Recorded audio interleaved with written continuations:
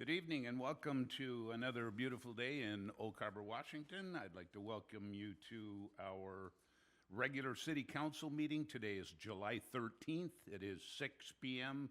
I'd like to call the meeting to order at this time and invite you to stand and join us in an invocation this evening led by Pastor Ron Lawler, and I will follow that with leading the Pledge of Allegiance. Pastor Lawler? If you would like to pray with me, Father, we want to thank you for the privilege and opportunity we have to live on this beautiful island. Thank you for the opportunity to contribute to its pleasant lifestyle here. We also want to thank you for progress that's being made in our battle against COVID. May it continue and may there be healing and health and provision. I want to thank you for each of the city council members and their families and pray and ask for your blessing and peace and health on them and for all the employees of the city who take such good care of us. We do ask tonight for wisdom to address the needs and challenges of our city, and may your presence be felt by all. I ask these things in Christ's name. Amen. Thank you, Pastor Lawler. Please join me in the pledge. I pledge allegiance to the flag of the United States of America and to the republic for which it stands, one nation, under God, indivisible, with liberty and justice for all.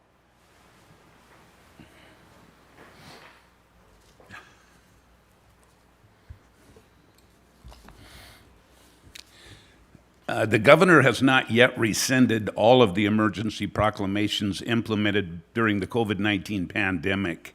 Proclamation 20-2815, which requires that all public meetings be held remotely with the option of having in-person attendance, is still in effect. We will continue to provide updates as they are available. Tonight's meeting may be viewed live via YouTube and replayed on cable channel 10 or in HD on 1090. In addition, the public may call 623-404-9000 and enter the meeting ID number, which is 149-766-1467, to listen to the meeting live, and this is for audio only. Council members and city staff are participating via teleconference. Guests that are included in staff presentations will be excused from the Ring Central meeting at the conclusion of the agenda item as appropriate. I'd like to ask our city clerk to please do a roll call of city council at this time. Thank you, Mayor. Mayor Pro Tem Munns. Present. Councilmember Heisen. Present. Councilmember Servadius. Present. Councilmember Wassinger. Present. Councilmember Wiesner. Present. Councilmember Mack. Present. Councilmember Goebel. Present. Mayor, all 7 council members are here this evening. Welcome to our council. We have a full council tonight. Start off with our agenda. I have one suggested change to the agenda this evening. Staff and legal counsel would like to cancel the public hearing for ordinance number 1924, amendment number 1 to the 2020 or to the 21-22 biennial budget, and remove that item from the agenda. We will endeavor to bring this back for either the August 4 or August 17th council meeting, and of course renotice as required at that time, and that is item number 6A. So are there any other suggested changes to the agenda? And if not, do I hear a motion to approve the agenda as amended to remove item number 6A?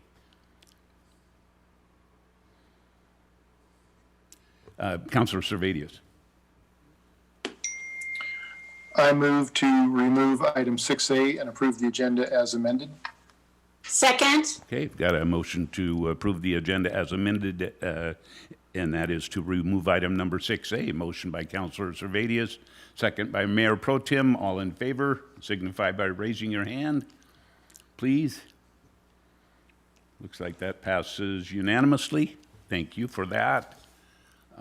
We will move on to our section 2 then at this time. And we have no proclamations this evening. We were scheduled to recognize Public Works Department employee Brian Schneider for his 10 years of employment with the city, but he is unfortunately not available this evening, so we'll do his recognition and fleece presentation at a later time, probably here in my office. So we will then move on to our citizen comment period. Citizens may comment on subjects of interest not listed on the agenda or items listed on the consent agenda. Citizens may also comment on corresponding agenda items. To submit a comment, please use the online comment form at www.ocarber.org /public comment or email the city clerk at jlindsay@ocarber.org prior to 5 p.m. on the day of the meeting, or call 360-279-4539 to leave a voicemail to be played during the council meeting. Call to leave a voicemail after 5 p.m. on the Friday preceding the meeting and prior to 5 p.m. on the day of the meeting. When leaving a voicemail for public comment, state your name, state your first and last name clearly, and please limit your comments to 3 minutes. Public comments received since our last meeting were forwarded to council and are displayed here at this time.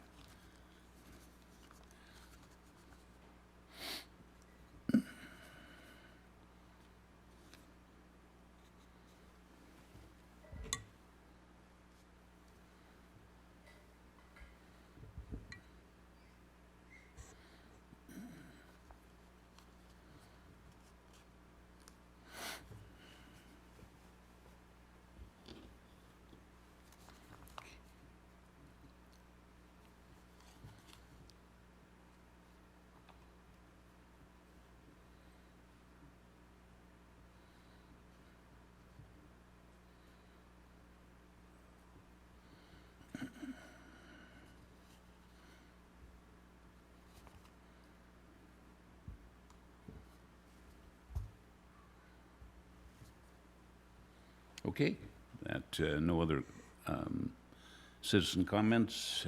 Thank you, Julie. We will move on then to our consent agenda.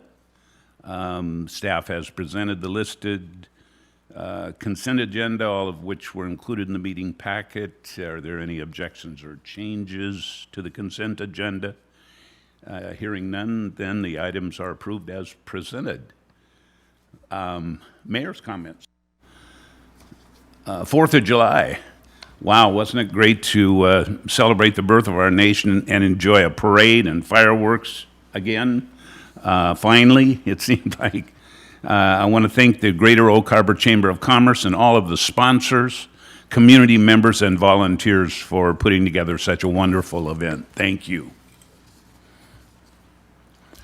Also wanted to make note of the would-be search and rescue from Naval Air Station Whidbey Island conducted 5 rescues this past weekend from the Olympic National Park wilderness area to east of Seattle and up into the northern Washington Cascades.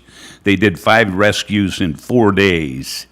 Naval Air Station Whidbey Island Search and Rescue has conducted 24 missions this calendar year, which includes 5 medevacs, 16 rescues, and 3 searches.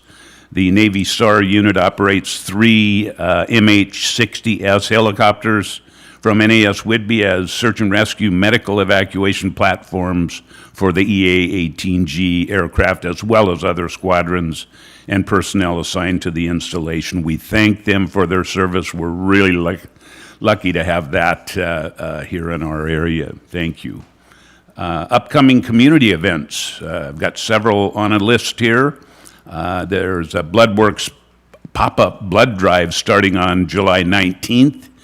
You can schedule an appointment to donate blood, and that's at the Oak Harbor School District Administration Office. You can find that on schedule.bloodworksnw.org. And again, that's at the Oak Harbor School District starting July 19th. Crab Cakes and Cocktails, an event that the Chamber of Commerce has put on now for several years. That is Friday, July 30, between 4 and 9 p.m. at Flintstone Park. Tickets are available at the Oak Harbor Chamber.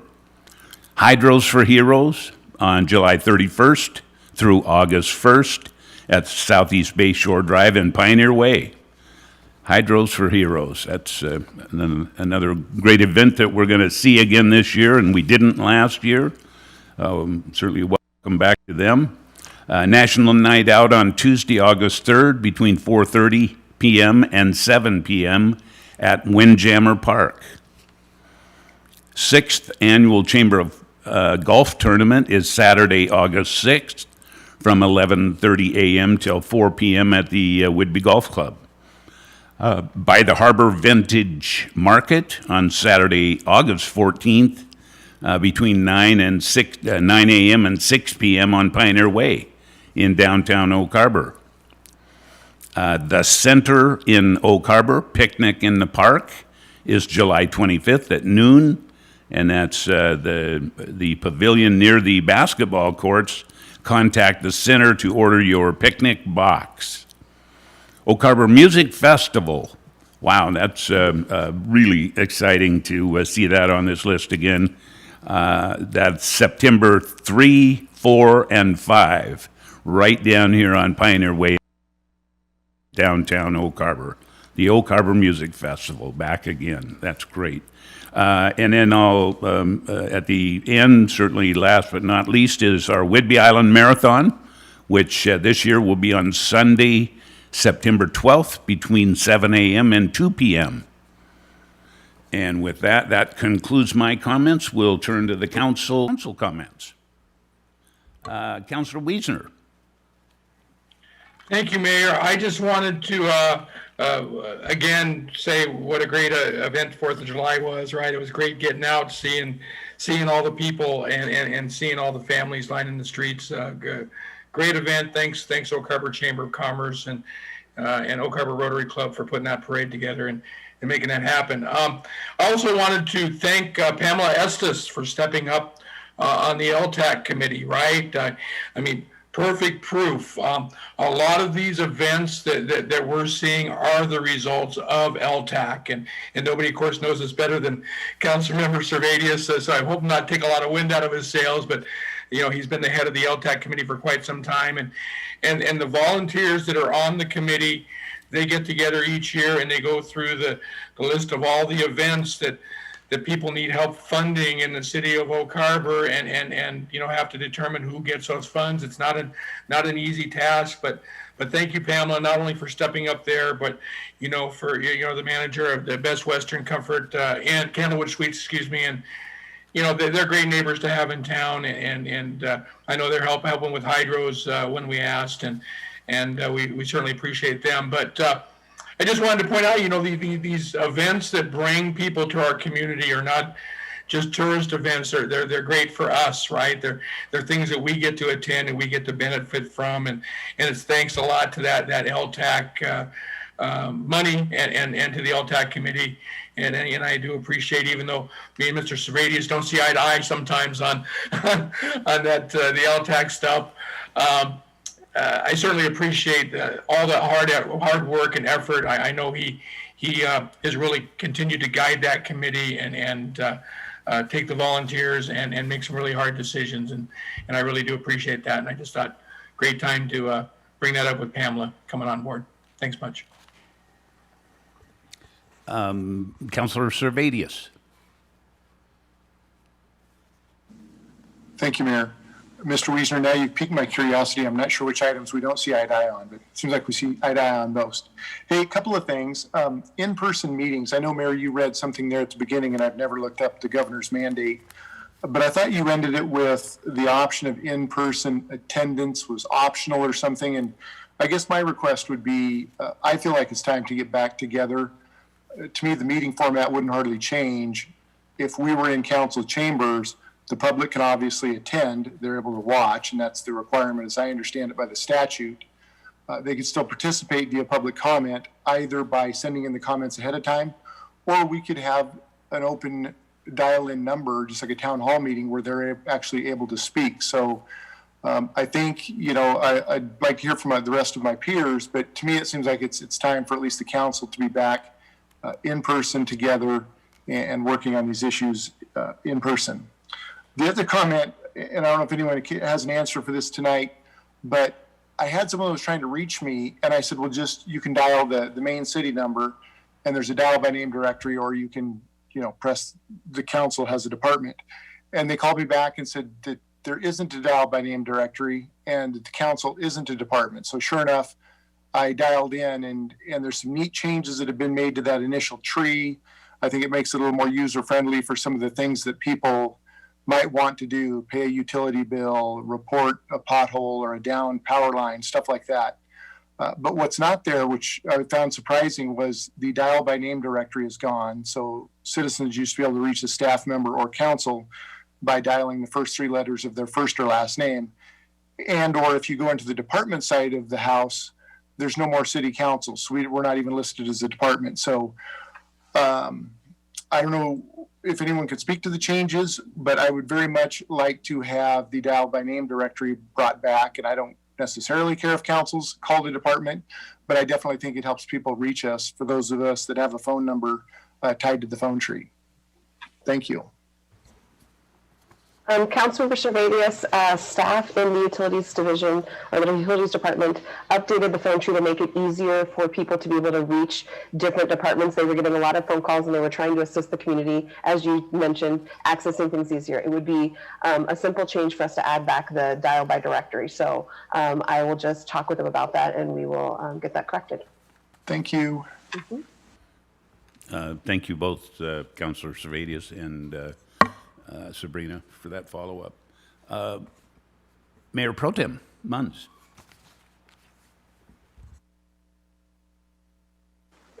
Thank you, Mayor. I also wanted to thank the Rotary and the Greater Chamber of Commerce for the parade and the fireworks and the whole bang. It was delightful and glad that it happened again. And I also want to thank city staff. City staff does a lot behind the scenes for that parade too, with safety and police and stuff. And I was very happy to see that people who needed to get to the marina that day, whether it was during the parade, before or after, were able to do it. So I appreciate that effort very much. Also, usually July is Christmas in July for Help House, the local food bank. Every day people need food, whether it's summer or winter, and we usually think about it at Thanksgiving or Christmas. We did not get to do our Christmas in July, but Tradewinds, you can go to their website, tradewinds.com, and they're doing a virtual run for food. And it's, whether you run or not, it's a virtual one. It is only $25. I'm going to do it, but I don't run anymore. So, but it's a great way to raise some funds for the food bank that is in desperate need during the summer for funds to feed people who need it. And that's it. Thank you very much. Thank you, Mayor Pro Tem. Councilor Mack. Yes, thank you, Mayor. I too would like to give a shout out to all those who put on the parade and all the fireworks. It just seems like just wasn't the same last year with all the festivities. And also, Chief Merrill, you and your guys, you had your hands full. And I heard you in the area three times. And so thank you for the first responders doing their thing. Also, Chief Dresker, I watched your guys in action a couple times over the holidays. And again, very professional, swift. And public safety, with everything that's going on, it just felt good to be part of the community. So thank you guys, and appreciate all the effort.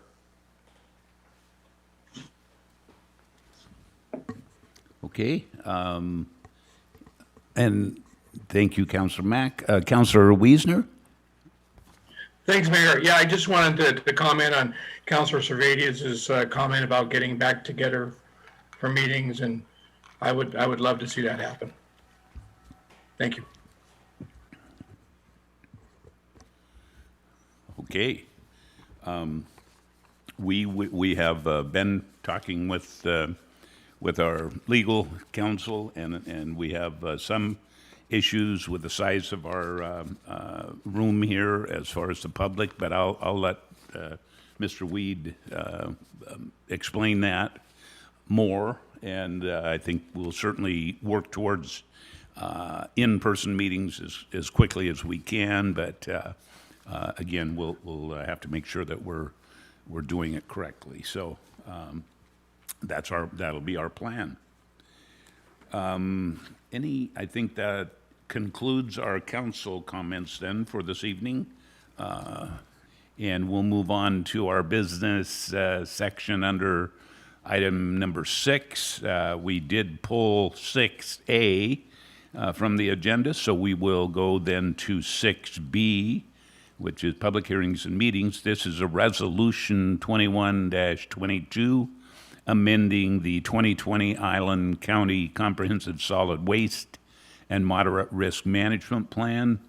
And we're going to be opening our public hearing, I think, at this time. And our operations manager, Steve Beebe, will present this. Steve? Welcome. Good evening. Good evening, Mayor Severns, City Council, and staff and guests. So, I'm going to share my screen with you.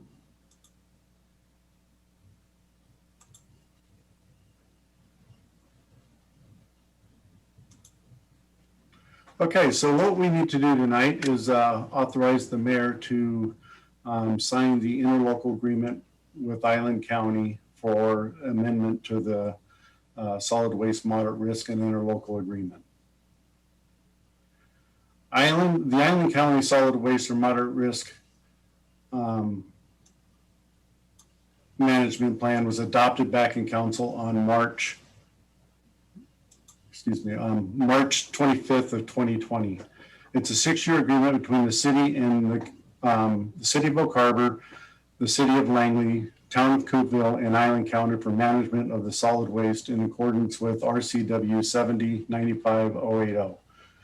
It designates the Island County to handle the city's moderate risk and hard to handle waste, which is not required by the state, but we allow them, the agencies on Whidbey Island do allow Island County to manage that for the cities. Due to significant adverse impact of contamination on recycling systems, RCW 70A 205-045 number 10 requires that local governments amend current approved solid waste management plans to include a contamination reduction and outreach project or plan. Again, this is an agreement that all the island's larger cities have to agree on and sign into the agreement, and it's a 6-year agreement. City staff participates in the Solid Waste Advisory Committee, which I participate on a once-a-month basis, or George Place as an alternate to my spot. And there again, this does include the moderate risk and hard to handle waste. So right now, what I'd like to do is ask if you have any questions. Okay, I guess before we do that, we'll ask our city clerk if we've had any input from the public regarding this.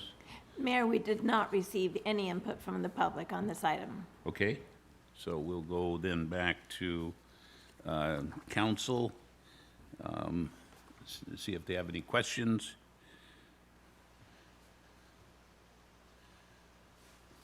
And so what the request is here is to set a public hearing date, which is today, to adopt Resolution 21 amending. So I'm a little confused myself here. Are we, we're doing the public hearing at this time, but the recommendation is to approve amendment and authorize the mayor to sign the amendment with Island County, the town of Coopville, and the city of Langley. That's correct. Okay, sorry about that. You were clear, I was the one confused. Mayor Pro Tem Munns?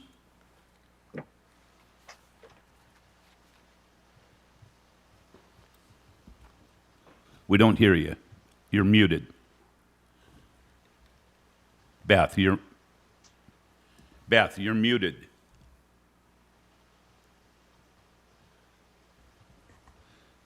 We can't hear you, Beth.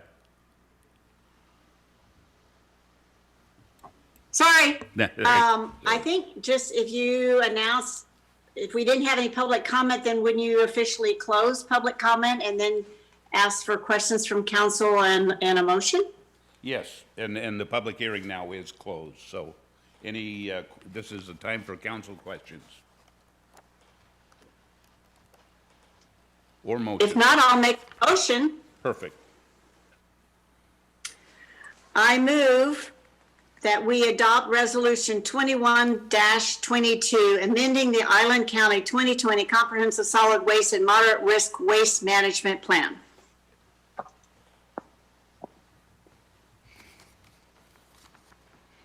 Second.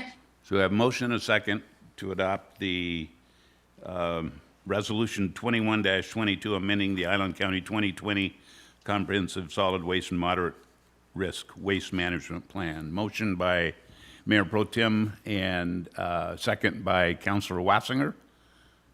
Any other questions or input? If not, please signify. Oh, I'm sorry. Mayor, I apologize. I just wanted to be sure, and I probably need to defer to Steve Beebe, but is part of the action required also authorizing the mayor to sign the interlocal agreement, or does that come at a later time? It is for him to sign the interlocal agreement. So I guess I would ask if the maker of the motion would entertain adding to that motion the words "and authorizing the mayor to sign the amendment to the interlocal agreement," and if the seconder of that motion agrees. I would be happy to add that the mayor be allowed to sign the agreement with passage. Okay, and Councilor Wassinger, your second, would you also authorize? Yes, second. Okay. And is council satisfied with the motion as it reads and to include authorizing the mayor to sign the document? Any other questions or input? If not, all in favor, please signify by raising your hand.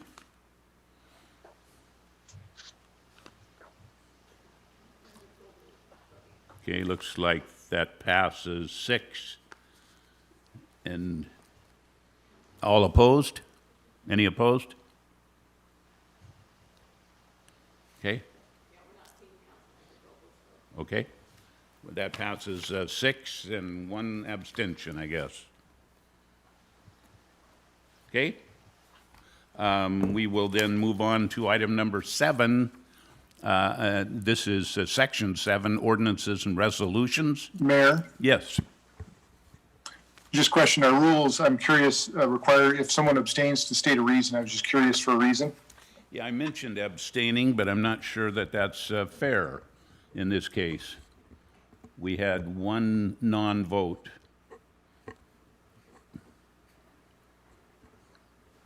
I'm just wondering, was it truly an abstention or someone was not able to vote? A good question. Councilor Goebel, we didn't see a vote?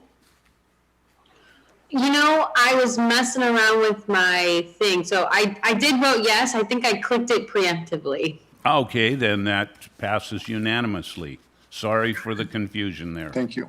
Thank you. Thanks for checking on that, Joel. Okay, we'll move on then to, as I said, section 7, ordinances and resolutions. Item A is ordinance number 1929, adding Oak Harbor Municipal Code Chapter 1.15, electronic signature and remote notarization policy. And for this evening, we have our city attorney, Grant Weed. Grant? Thank you, Mayor. Good evening, everyone. Before you tonight is Ordinance 1929 and the associated policy concerning electronic signature and remote notarization.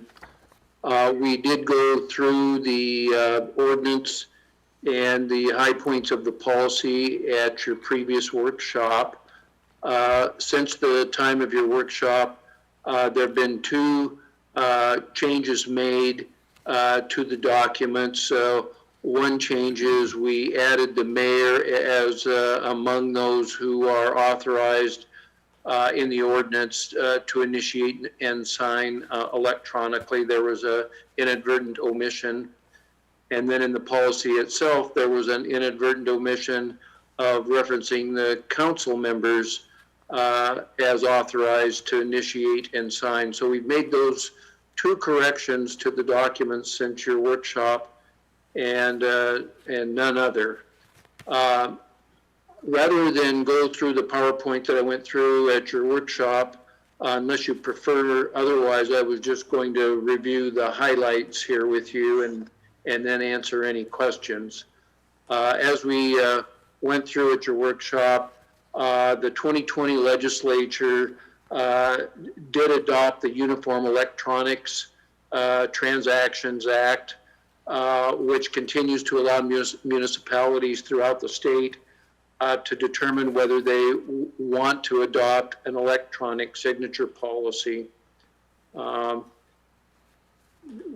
of the benefits of having such a policy is that it provides a convenient and time-saving, secure way of signing and notarizing documents.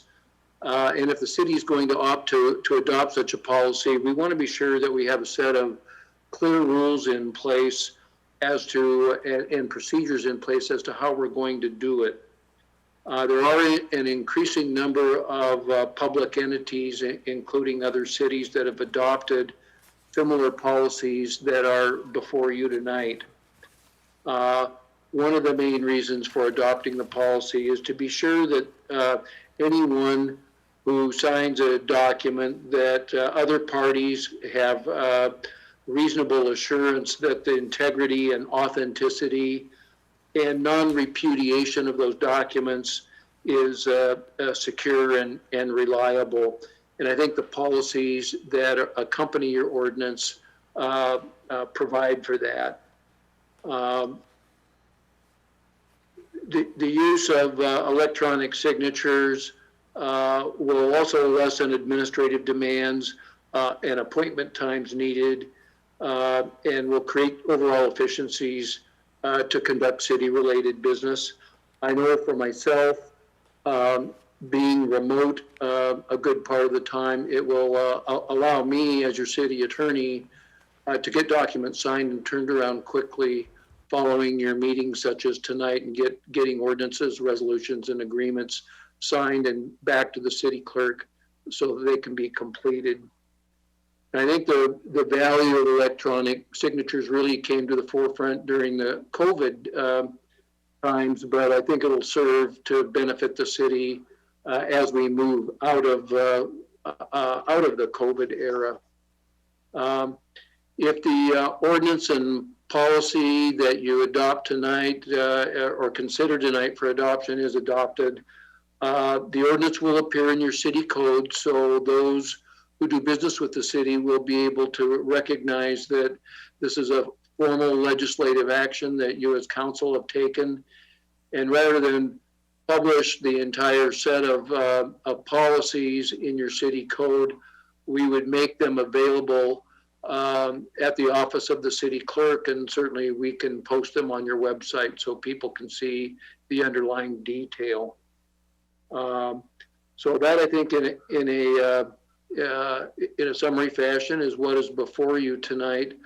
I'll be happy to answer any questions, and I believe Lisa was going to put up on the screen possible action that you could take if you wish to move forward tonight. Okay, as I've, thank you, Grant, and make sure we have not gotten any input from anybody.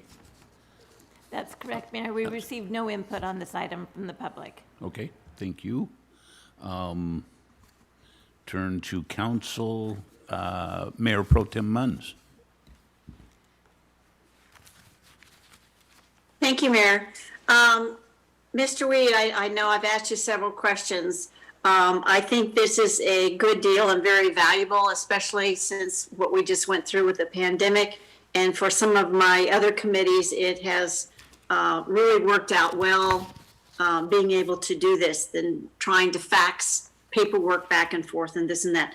But the safeguard, so primarily for a city, our city clerk would be the one sending the document most of the time, correct? To ask for the person's signature, whether it be the mayor, department head, you, or one of the council members, correct? That's what I would expect to see the most, the individual who has the most frequent initiation of circulation of electronic signature documents. And she is also our notary for the city, if I'm not mistaken. So she could also, or she or he could also do that for the city. Yes, that's my understanding, but remembering that there's a special notarization standard that you have to meet and certification from the state in order to be a notary remotely and electronically. Right, right. Well, Julie Lindsay's very efficient, and I'm sure she's right on it. So, okay, I just wanted to be sure that everyone stood. There is a safeguard, so it wasn't like someone else could request and get your signature on file and fill something out that looks like you signed it, but in reality, you had never been asked to sign it. That's all I'm interested in. Yes, and I think that was a really good question that was asked to me in advance of the meeting, and maybe sharing a little bit more of my answer with the rest of the council members might be useful. There's a section 5.3 of the policy that goes through step by step what has to happen to sign a document electronically. First, the individual must fully review the document. Then the individual has to agree to fully comply with the obligations of the document. And then, consistent with state law and our ordinance, you have to confirm your authority to sign, and then you have to follow the steps to apply the electronic signature document. So, for example, if the city clerk's going to send something out for signatures, such as a contract, for example, that request is only going to be made by email to those who are requested and required to sign, not to anyone else. So there's a safeguard there that no one else can jump on and sign over your signature or in place of your signature. And in your policy, no one is allowed to sign on behalf of someone else unless there's a specific authorization to do so. And in that case, they have to sign their own name. They cannot sign yours. And that's built right into your policy as a safeguard. Thank you very much for explaining that further. Less easy. Thank you. You're welcome. Okay, any other questions?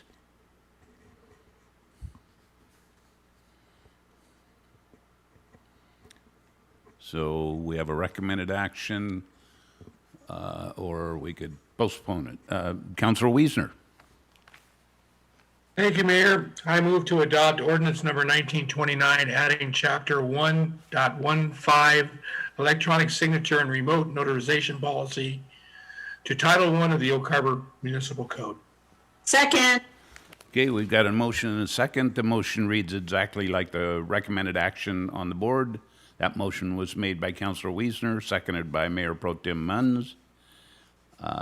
Seeing no other questions or input, all in favor, please signify by raising your hand.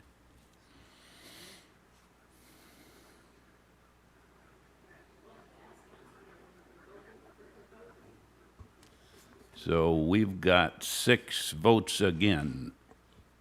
Councilor Goebel, are you voting? What's going on? I've had it clicked yes Okay, the whole time. she's trying to vote yes, so that would make it 7. That passes unanimously. Thank you. Thank you, Okay. council. Thank you, Mr. Weed. We'll move on then to item number 7B, which is ordinance number 1932, bond financing. And for that, we have our Finance Director, David Goldman, to present. And I think David's got a guest that he'll introduce. Oh, yeah, good evening, council, mayor. Yeah, we do have a couple guests. One of them is from our financial advisor. It would be Duncan. And the other one is from our bond counsel. That would be Stacy. Are you guys on?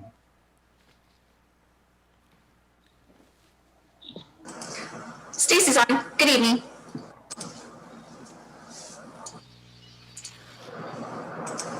And Duncan's here as well. Good evening. All right, good evening.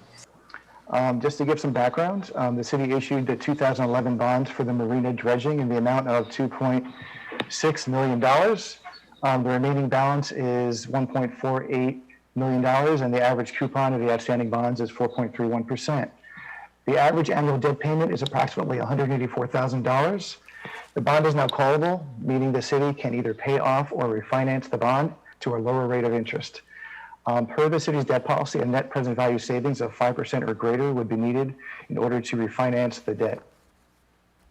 So previous input, on May 1st, 2021, the Marina Advisory Board recommended refinancing the debt. On May 24th, the City Council workshop, the City Council recommended bringing options back to the council to consider. And just last week, on July 7th, the Marina Advisory Board made some recommendations to be discussed a little bit later on in the presentation.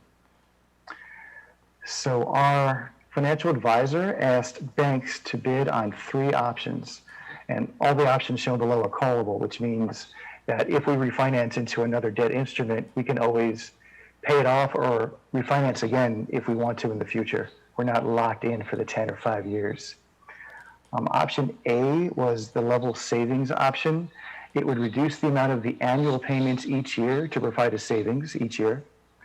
Another would be consistent payments. This would keep the payments at approximately the current level that they're at now, and it would shorten the final maturity, realizing the savings in the final year.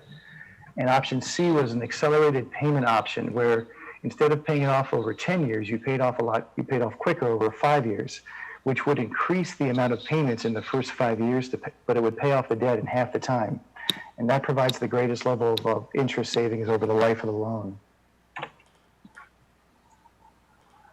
So we had 7 or 8 banks respond to our requests for bidding on these different options. The 2 most competitive bids for option A were the Commerce Bank and Key Government Finance. You can see that the proposed interest rate on the Commerce Bank is 1.43%. Key Government Finance is 1.47.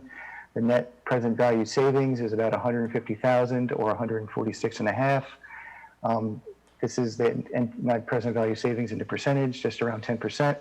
And the annual savings would be $17,125 for the Commerce Bank and a little bit less for the Key Government Finance. Option B, the same 2 banks were the most competitive. The interest rates were slightly lower. The net present value savings was higher, and also the percentage was higher as well. And the estimated savings, which would be realized in the final year, is either $173,000 or $171,000. Option C, the most competitive banks were BB&T. I think it's now called Truist Bank and US Bank. The interest rates were very close. The net present value savings were very close. You can see that the NPV savings as a percentage is the highest. Also, this is also the highest out of all the options. The additional payments to do this option, which would be paying it off over 5 years, would be about $157,000. But after it's paid off over 5 years, you'd have a savings of $184,000 for 5 years, since you're no longer paying the debt service on the bond. And this additional funding can be used for a future dredging debt instrument, perhaps. So I put the most competitive option, most competitive banks per option. You can see the Commerce Bank, A and B, and BB&T. You can see the net present value savings is the highest for option C and lower for B and lowest for A. The same with the percentages.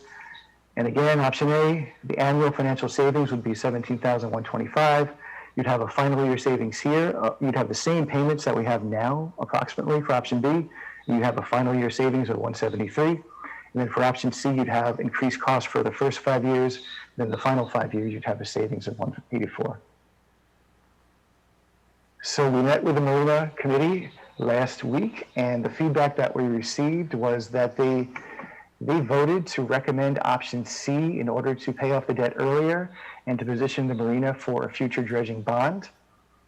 The additional costs could be funded by increasing the dredging fee, the use of fund balance, or maybe a phased approach using a combination of both. It was not decided at the meeting, or was not recommended at the meeting for either method. And just for some information, the current 2021 beginning unencumbered fund balance in the Marina Fund is estimated at $1.2 million. So just taking a look at the current dredging fee compared to what it could be if we wanted to fully fund the payback of the additional debt, the current, for option C, the current dredging fee is currently $1.03 per lineal foot per month. And that generates approximately $143,000 per year. To generate the additional $157,000 that would be needed for option C, that would require an additional $1.13 per lineal foot for a total dredging fee of $2.16. For a typical 26-foot boat, that would increase the dredging fee from about $27 to $56 per month. This is a scenario that would kind of be a combination of both, using the fund balance, but also increasing the rate over 4 years. You can see that the $2.16 would be at the final year. Here's the current rate. And over 4 years, it would increase as such. For a 26 boat, this is what the cost would be per month. The additional funds generated is here. And the fund balance needed to be utilized for the additional debt, if we did option C, is located here. So I just took a look at what a future dredging issue cost might be about. I mean, we're not going to know in the future what the interest rates are going to be and exactly how much it costs, but based on talking to Chris and the committee, if the annual debt service was $4.5 million over a 20-year lifetime at 3%, that would be approximately $300,000 in debt service per year. Now, the current dredging fee generates $143,000, like I mentioned before. The additional dredging fee needed for option C would generate $157,000. Together, that's $300,000. So that would cover, assuming these are more or less right, that would cover a future dredging debt issue from that fee. So the marina fee changes are just calculations we put together for discussion. It's not anything that is required to be adopted tonight along with the bond ordinance. But we are looking for direction from council to tell staff what option the city council would like to pursue.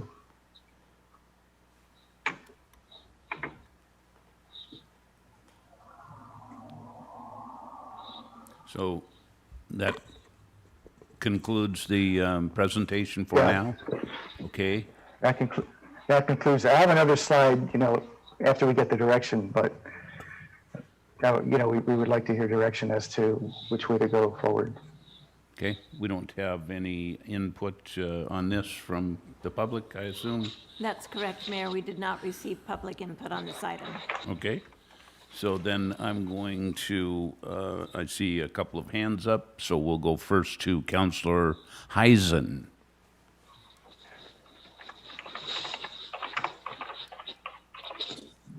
Thank you, Mayor. Can you hear me? Yes, very clear. Okay. Okay, I apologize in advance if I cut out. I have terrible service right now. So I do have questions. The is an annual savings of 17, and that is for 5 years. No, that'll be for 10 years. Option A and option B are 10 years, and option C is 5 years.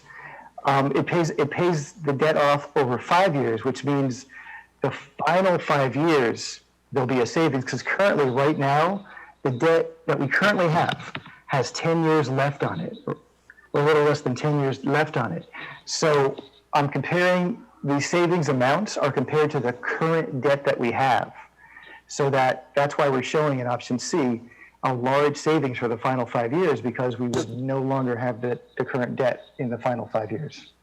Okay, I'm just using my calculator, for option A, 17 and change for 10 years, ends up being about the same, the 170 and change. So I'm a little, whoa. That much. Right. I'm a little concerned about the idea of literally, doubling the rates for the marina customers, even though it does, the recommendation is to step it up over several years. So I'll be interested to hear what my peers have to say. And that is the increase in perfect for the dredging fee to from 26 something to 40 or 50 something. I'm sorry, I don't remember off the top of my head. That is, thank you, 56. That is how we plan to pay for the additional funds for the first 5 years. I mean, is that the only? Oh, this is just an example, a suggestion. You could take it or leave it. We can phase it in over 10 years. We can phase it in over 2 years. Or we can just say, you know what? We're not going to raise the dredging fee rate. We'll just eat it with fund balance or other methods, although, you only have so much fund balance and eventually it'll, keep right down. So, but yeah, it's totally open. This is okay, perfect. Whatever the council direction is. Yeah, thank you. That answers my question. Is the additional funds going to be completely, eaten by, paid for by this particular customer? So, okay, I'll wait and hear what my peers have to say before I ask the rest of my questions. Thank you so much, David. I appreciate it. Okay, we'll turn to Councilor Servadius.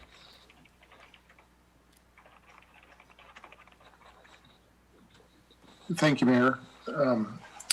My thoughts follow similarly to Councilmember Heisen's, and I say this tongue in cheek, but I think maybe we should send out a survey.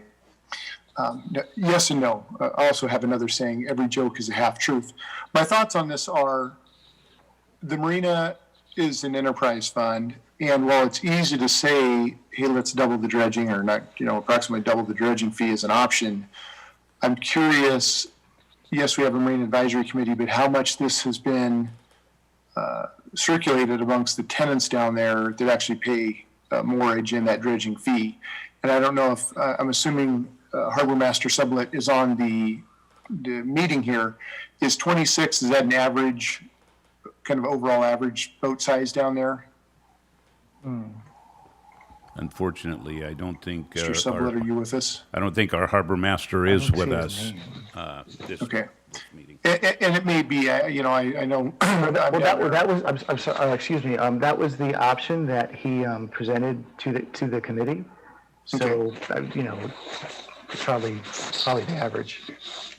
Or the typical, yeah. So I guess just to finish that thought, if we have a plan, meaning Marina Advisory Committee and then the council has a plan to truly get this done, it might be sellable, similar to the Transportation Benefit District. The citizens trusted us with that, the passage of that, and to do the right thing with those funds and to get that work done. I know there's a lot of boats down there, and I'm on one of them usually weekly, that at certain times of the day can't get out the channel there because it's not deep enough for their draft, and that boat doesn't have a tremendous draft. So I worry about that. I want to make sure that if we're, accelerating something, and yes, it looks great and we have all these savings, in theory, then are we truly going to turn right around and do a $4.5 million project to continue dredging? So that's a thought that I have. And then finally, I guess I'm just reviewing the recommended action here. Normally, this is an incredibly lengthy action.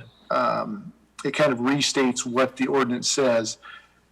And I'm trying to get my head around looking at this. If we were to adopt Ordinance 1931, obviously it names the city's designated representative. That's all down further. That all happens in the resolution or the ordinance.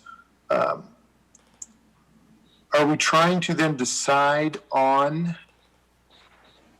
these three options right now? Is that, I'm trying to scroll through the ordinance and see if that is asking for that anywhere in here. Well, I believe our bond counsel could probably shed some more light on that, but I believe since we didn't know what option the city council wanted, they put the ordinance together to provide some discretion to the council to provide direction to the designated representative. But our bond counsel can probably discuss that a little bit further. Yes, so this is Stacy. Yes, this ordinance is a delegation ordinance, and the city has done this in the past for your water utility bonds in 2016. So where you delegate to, in this case, it would be to David or the city administrator in his absence, the ability to finalize the terms of the bond. So based on whatever guidance the city council would like to go, whether it be option A, B, or C, the parameters in this ordinance 1931 would fit that. So the parameters are in section 4. So there's not to exceed par amount of, $1,570,000, not to exceed interest rate of 1.75, and a minimum net present value savings of 5%. So it gives the option, kind of whatever direction the city council would like to take, whether it's A, B, or C. So I guess, what you're asking for is the approval of an ordinance that then gives, in this case, finance director or city administrator, the ultimate authority to pick one of those options. Hopefully that option is based on council's direction, correct? Correct. And so, I guess I don't know how I feel. This is, obviously we have the packet, but I want to spend a little more time sorting through this before I feel confident making a recommendation tonight, unless this was incredibly time sensitive. And I don't know, is it? I think our financial advisor can tell you about the timing from the bids from the banks. Good evening, Duncan Brown with PFM Financial Advisors. I think different proposals have sort of, from different banks, have different terms in them, obviously. And just flipping through the Commerce Bank proposal, which I think, as the council saw, was the most favorable proposal for the two 10-year options. Those terms expire if the refunding bond does not close by August 3rd. So there is a bit of time sensitivity in terms of meeting that deadline. There are some other similar deadlines, not exactly the same, but with the other lenders. So banks provided firm interest rates, and those, they can only lock those for so long, which is, I think, informing the proposed schedule here. And so if the Marine Advisory Committee preferred option C, what is the timeline for that for Truist Bank? That would be August 6th, closing no later than August 6th. Okay. I'll pause at the moment. Thank you. Okay, we'll then turn to Mayor Pro Tem Munns.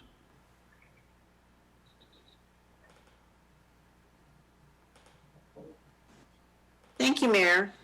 I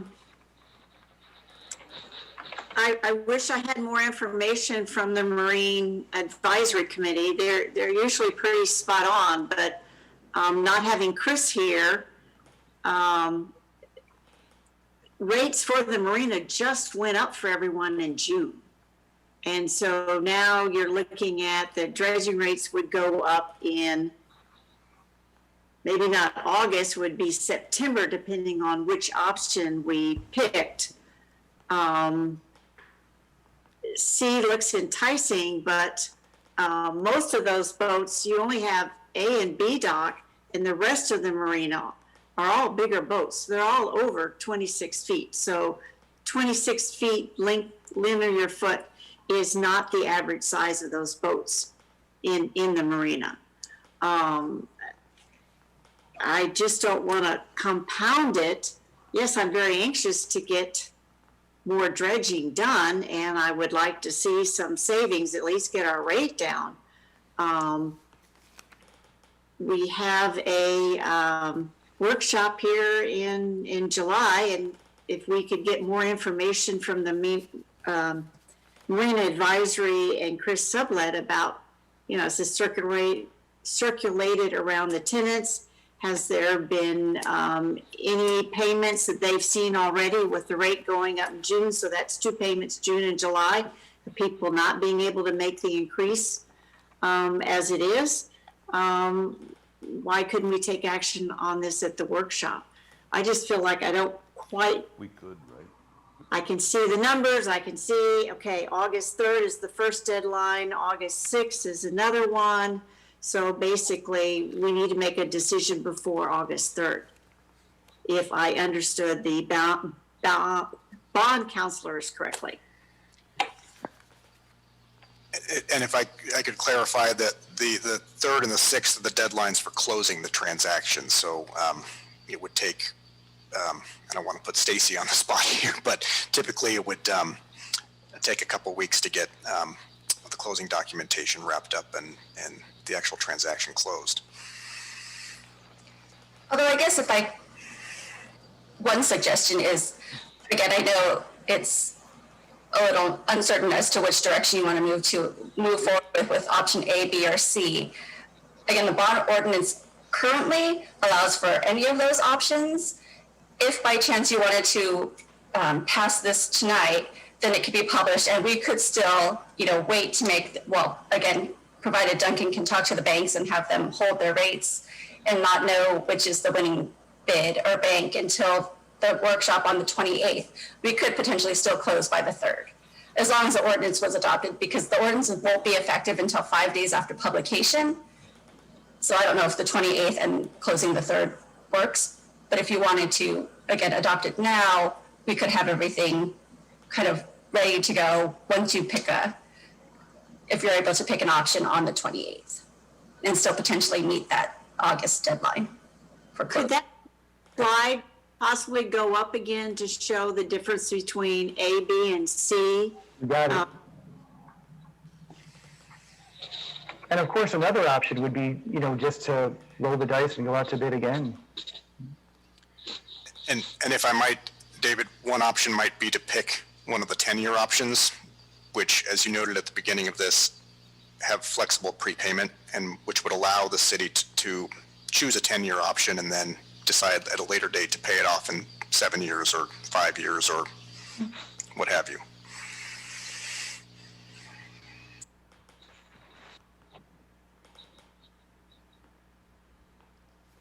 Okay, so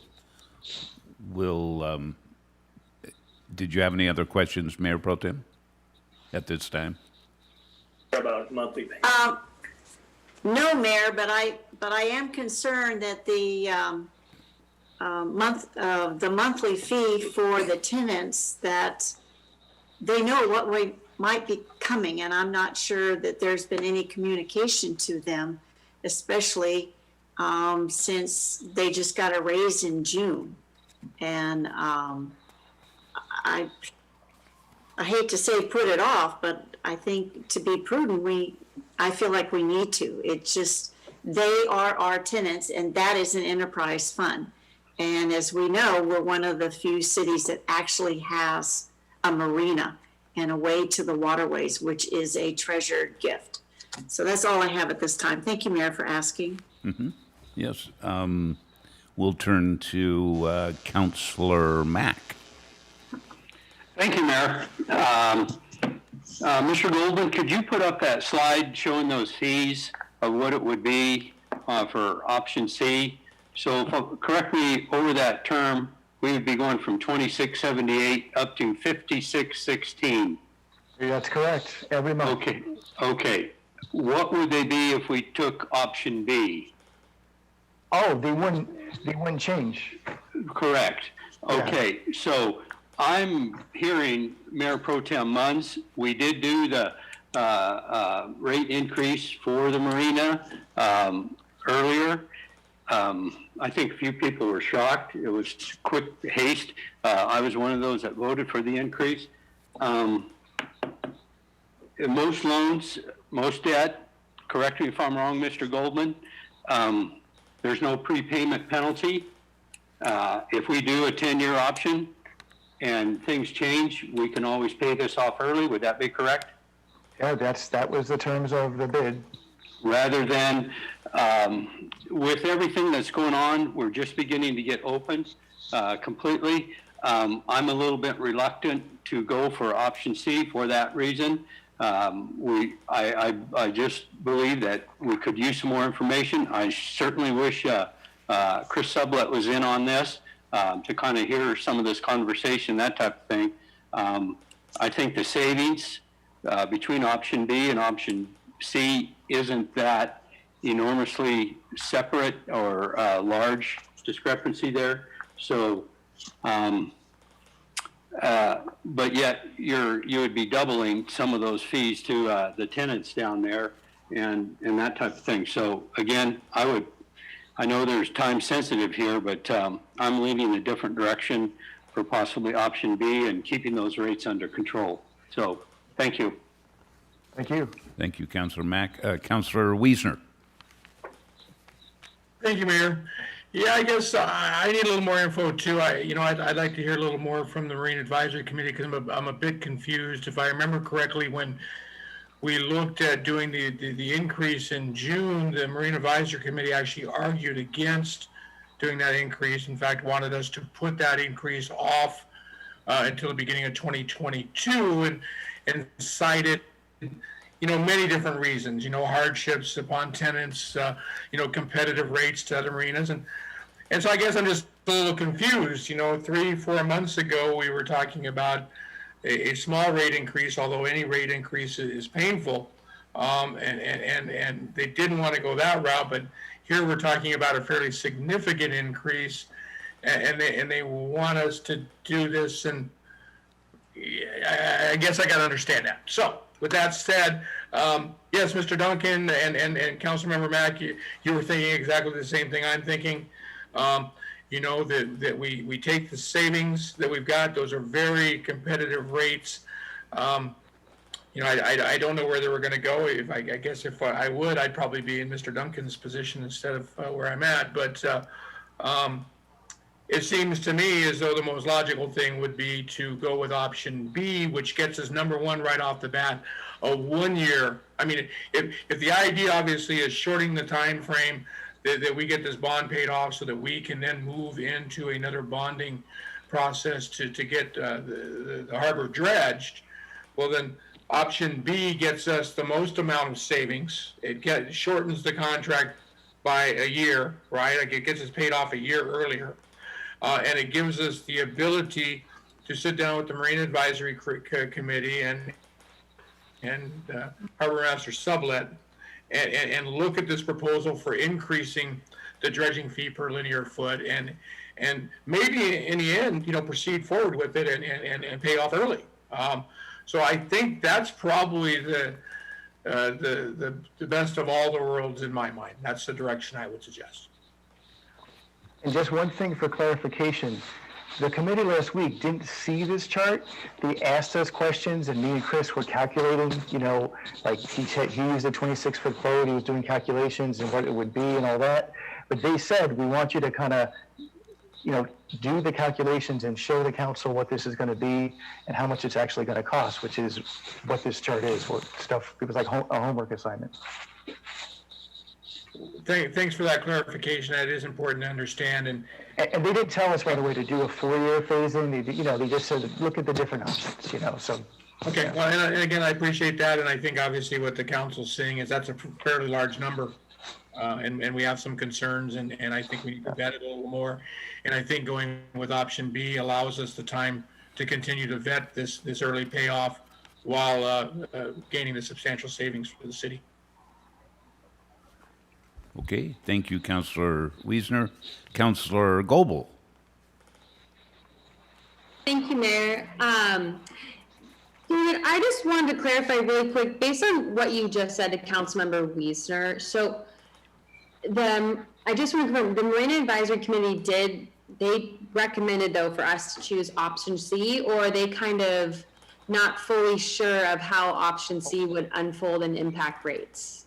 We recommended that we go with option C. We told them approximately what the rates were based on our kind of, calculation, me and Chris's calculation at the meeting. It was within a few dollars of the 56.16 because we didn't, have the exact numbers and everything, and I had to do the calculation on the 157. But they didn't make a decision to raise rates. Obviously, they can't make a decision to raise rates, but they didn't recommend raising rates. They just said, we'll explore it further. But we recommend option C. Let's see if I remember. I put it in like one of the, let's see. But if they say like why, like what their reasoning was? Yeah, the reasoning was they're talking about doing another dredging because there are folks, and this is what Chris mentioned and they mentioned too, there are folks who utilize the marina who are bottoming out. Things are filling back in, and we are probably going to have to do another dredging sometime in the next 2, 3, 4 years. Mm-hmm. And they were thinking, if we went ahead and we just borrowed 4.5 million or 4 million or 5 million, whatever it is, it would be a large increase right away to pay this off. So they were thinking that if we did this 5-year thing, we can, maybe we can do it now so they're used to it when the dredging occurs, or maybe we could phase it in, or maybe we could use fund balance. They weren't really sure exactly how they're going to do it, which is why I put together that chart, which is, just a brainstorm. I mean, this could be 10 years, it could be 2 years, whatever, Yeah, I think, well, in that regard, I think I feel pretty similar to other council members. I feel like we don't know enough to really make a decision on this right now. I think that we really should wait till our next workshop meeting to kind of make our final. I like Councilor Wiesner's kind of logic with option B, but I really think it's so important to learn a little bit more of the process from the Marine Advisory Committee and Harbor Master Sublet. That's just my personal opinion. I would like to wait. Because like Councilmember Muss said, I was like, didn't we just increase rates like not too long ago, and then we're going to hit people with another thing? So I just wanted to clarify that. And then my other question, it's about the recommended action. And I think Councilmember Servadius mentioned it earlier, and I didn't quite hear what was the answer to it, but the last sentence says, and appointing the city's designated representative to approve the final terms of the bond. So I'm curious why we have just one designated representative. Is it not the council's final determination of the final terms of the bond? And just clarify that. All right, the bond council could probably clarify it, but my understanding is since we didn't have a set option, like the council didn't tell us at the last meeting, we didn't have the option. They told us to come back with options. Here's the options. But if we we knew that this is the option we want to go towards, then this ordinance would look a little different. It would have it would be more tighter with the terms of the exact option that the council wanted. But because there were multiple options and we needed the council to provide us direction, this is written as a delegating ordinance, which I've seen in the past. I think we did it here in 2016. But Stacy can give a little bit more information on that. No, I think that is correct. David wasn't sure what option the council would like, and just to keep moving it forward or to meet the deadlines set by the bank in terms of locking in their rates, we went with the delegating ordinance. Obviously, it wasn't going to move forward with an option that wasn't approved by the council or wasn't the direction the council wanted to move in. Mm-hmm. Okay. And there's parameters and yeah. Yeah. Okay. I just wanted to clarify. I mean, I'm relatively new and I'd never seen something like a designated person to kind of make a final say in regards to council stuff. So I just wanted to clarify, but I'm taking a stance that I would prefer to hear more information from the Marine Advisory Committee and have a conversation, have Harbor Master Sublet present at that workshop if possible. because I don't feel ready to take action on it. Thank you. Okay, thank you, Councilor Goebel. Councilor Heisen. Thank you, Mayor. I'm trying not to get too hung up on the rate chart because that is just a possible scenario. So it sounds like the Marina Advisory Committee said we like the savings of option C. If we don't get this place dredged, nobody's going to be using it, and so we will just figure out how to pay for it, and show us some options about how that would be possible. That's fair. Is that fair? Yeah, that's fair. Okay. So they saw the final savings, said we like that, and then bring us some ideas of how we will figure out how to pay for that, basically. So you're in a tough spot, David, because we want we want numbers put in front of us, but the minute you put a number in front of us, we get kind of fixated on it, even if it's a hypothetical. So I appreciate the position that you're in.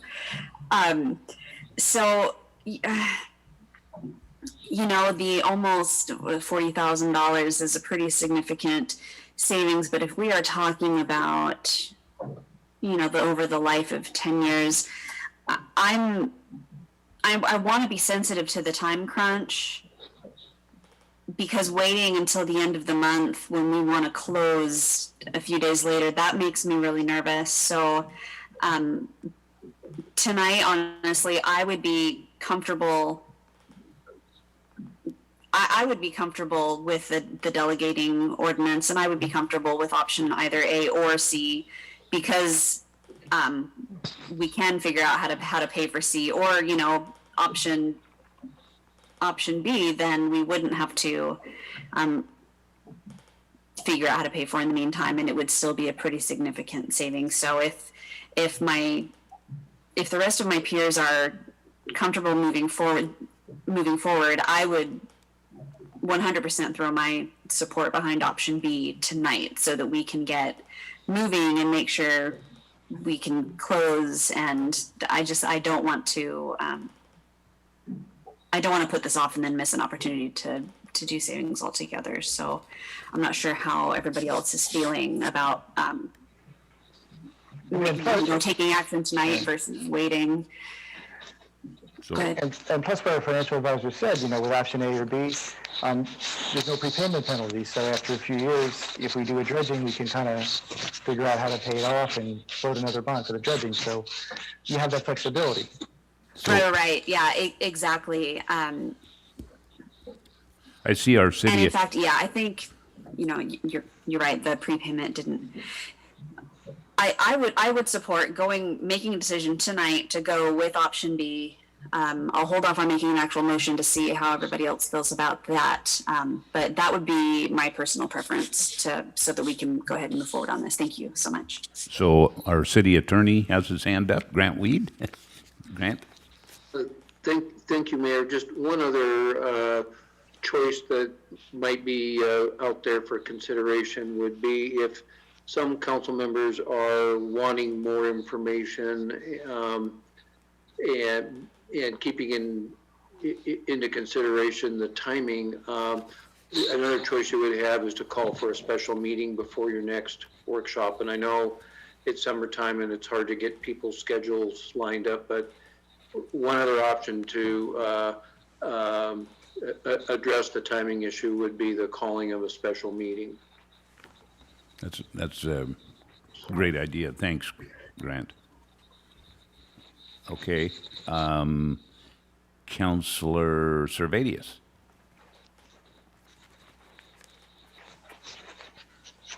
Thank you, Mayor. I appreciate the conversations from everyone, and this is why I miss being in person. Councilmember Heisen, great points. I guess as I sit here and read through this and look at it, circling back to the concept, obviously refinancing is in the cards here and it makes sense.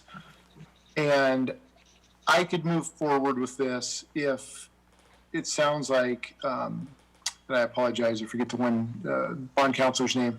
If there was enough time, if we approve the ordinance tonight, but I would like to, I guess, hear a final determination or hear some feedback from staff and the Marine Advisory Committee if possible. I know it's, I don't know how often they meet, but if we could hear some feedback from them at our workshop to learn more and then maybe give the final guidance for which option to pursue. It sounds like from a time perspective, merely approving ordinance, scrolling up here, 1931 without reading all that text.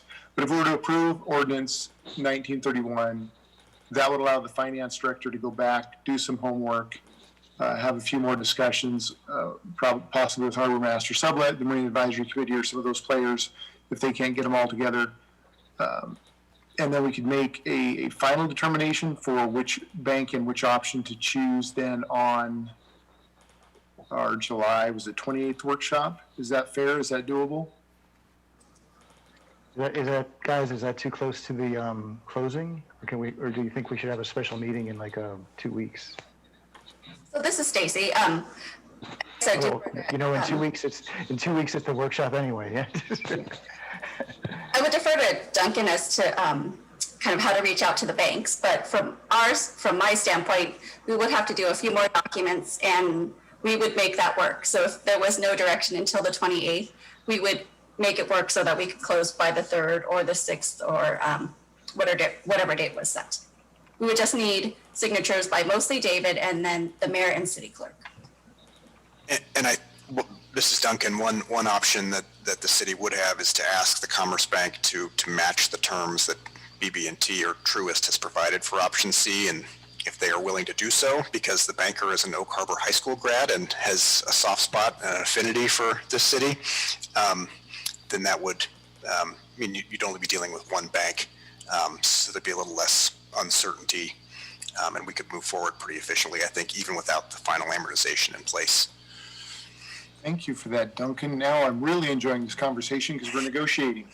So I would feel comfortable with that. I could move forward approving the ordinance this evening. I know I hesitated earlier, but the more I hear, the better I feel. Approving the ordinance, but I would like to have the rest of this fleshed out, I guess, at our workshop and a final determination made at that point. That's all. Thank you. Perfect. Mayor Pro Tem Munns?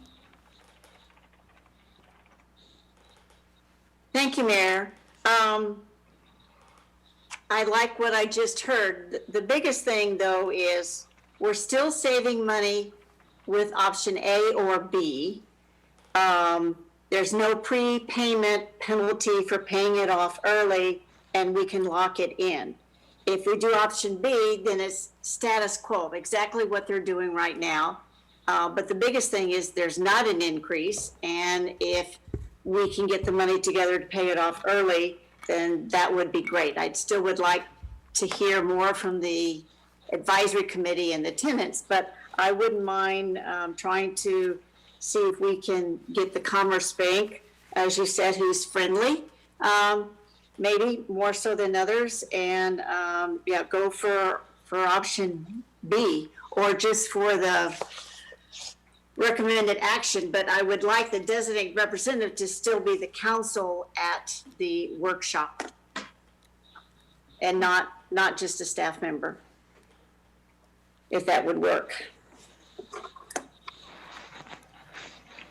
Possible, not possible?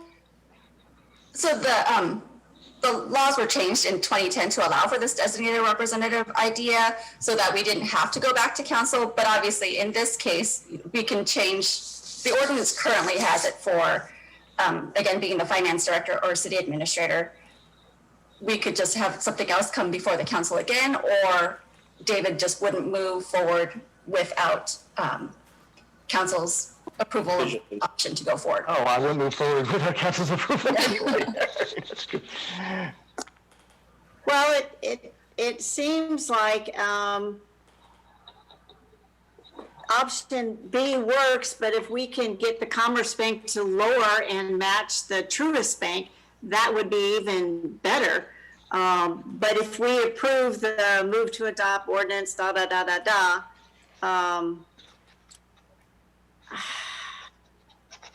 if my name's going to be on the paper, I would like to know that I voted for it and not a designation at this point when we've been talking about this, but it just seemed a little sudden that tonight's the night and you have to decide and there you go. Usually you get the final ideas on one meeting and the next meeting you lock it in. And this is just like, no, you got to lock it in tonight. So I do feel pressured, but it should save money and not raise the rates for the tenants. Okay, that's my final say. Thank you. Councilor Watzinger.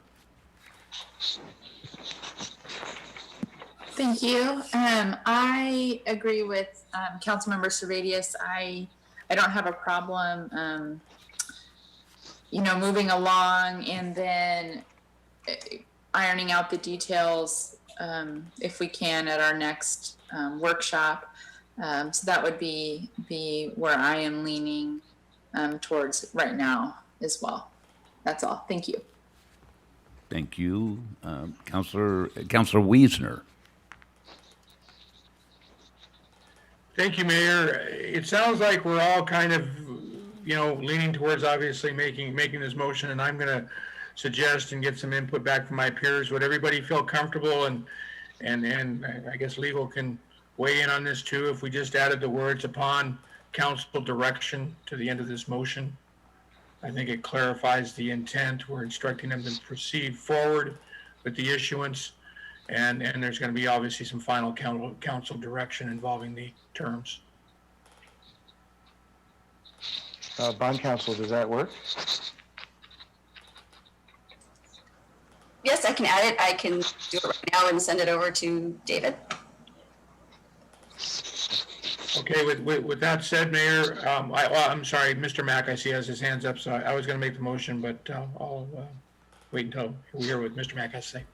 Okay, Councilor Mack. Thank you, Mayor. And yes, Councilmember Wiesner, great call at the end. Should not be, in my opinion, should not be up to a designated representative.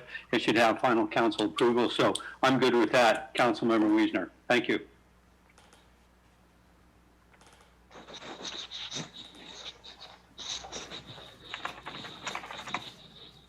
So am I correct in that we're waiting for Stacy? I could, oops. Mayor, I can make the motion. I have Okay. the motion in front of me. Change it. Do you want me to update the motion on here? No, I'm perfectly capable, I think, of adding those three words. Right. Sorry about that.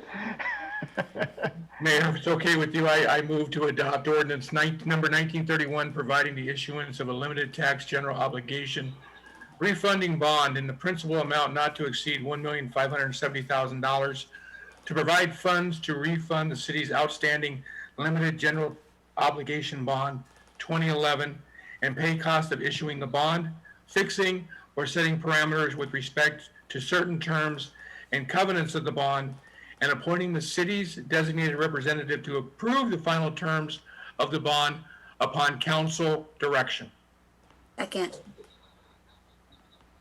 Okay, we got a motion and a second that reads exactly like the recommended action with the addition of upon council's direction at the end. So motion made by Councilor Wiesner, second by Councilor Heisen.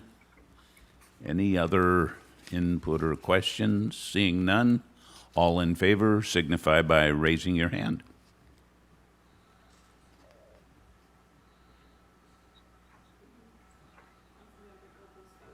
So we've got 6 yeses for sure. We're not sure about Councilor Goebel. I voted yes. I don't know what's going on. I'm sorry. I vote yes every single time. It's in the machinery. I I'll know it vote is. vocally for the rest.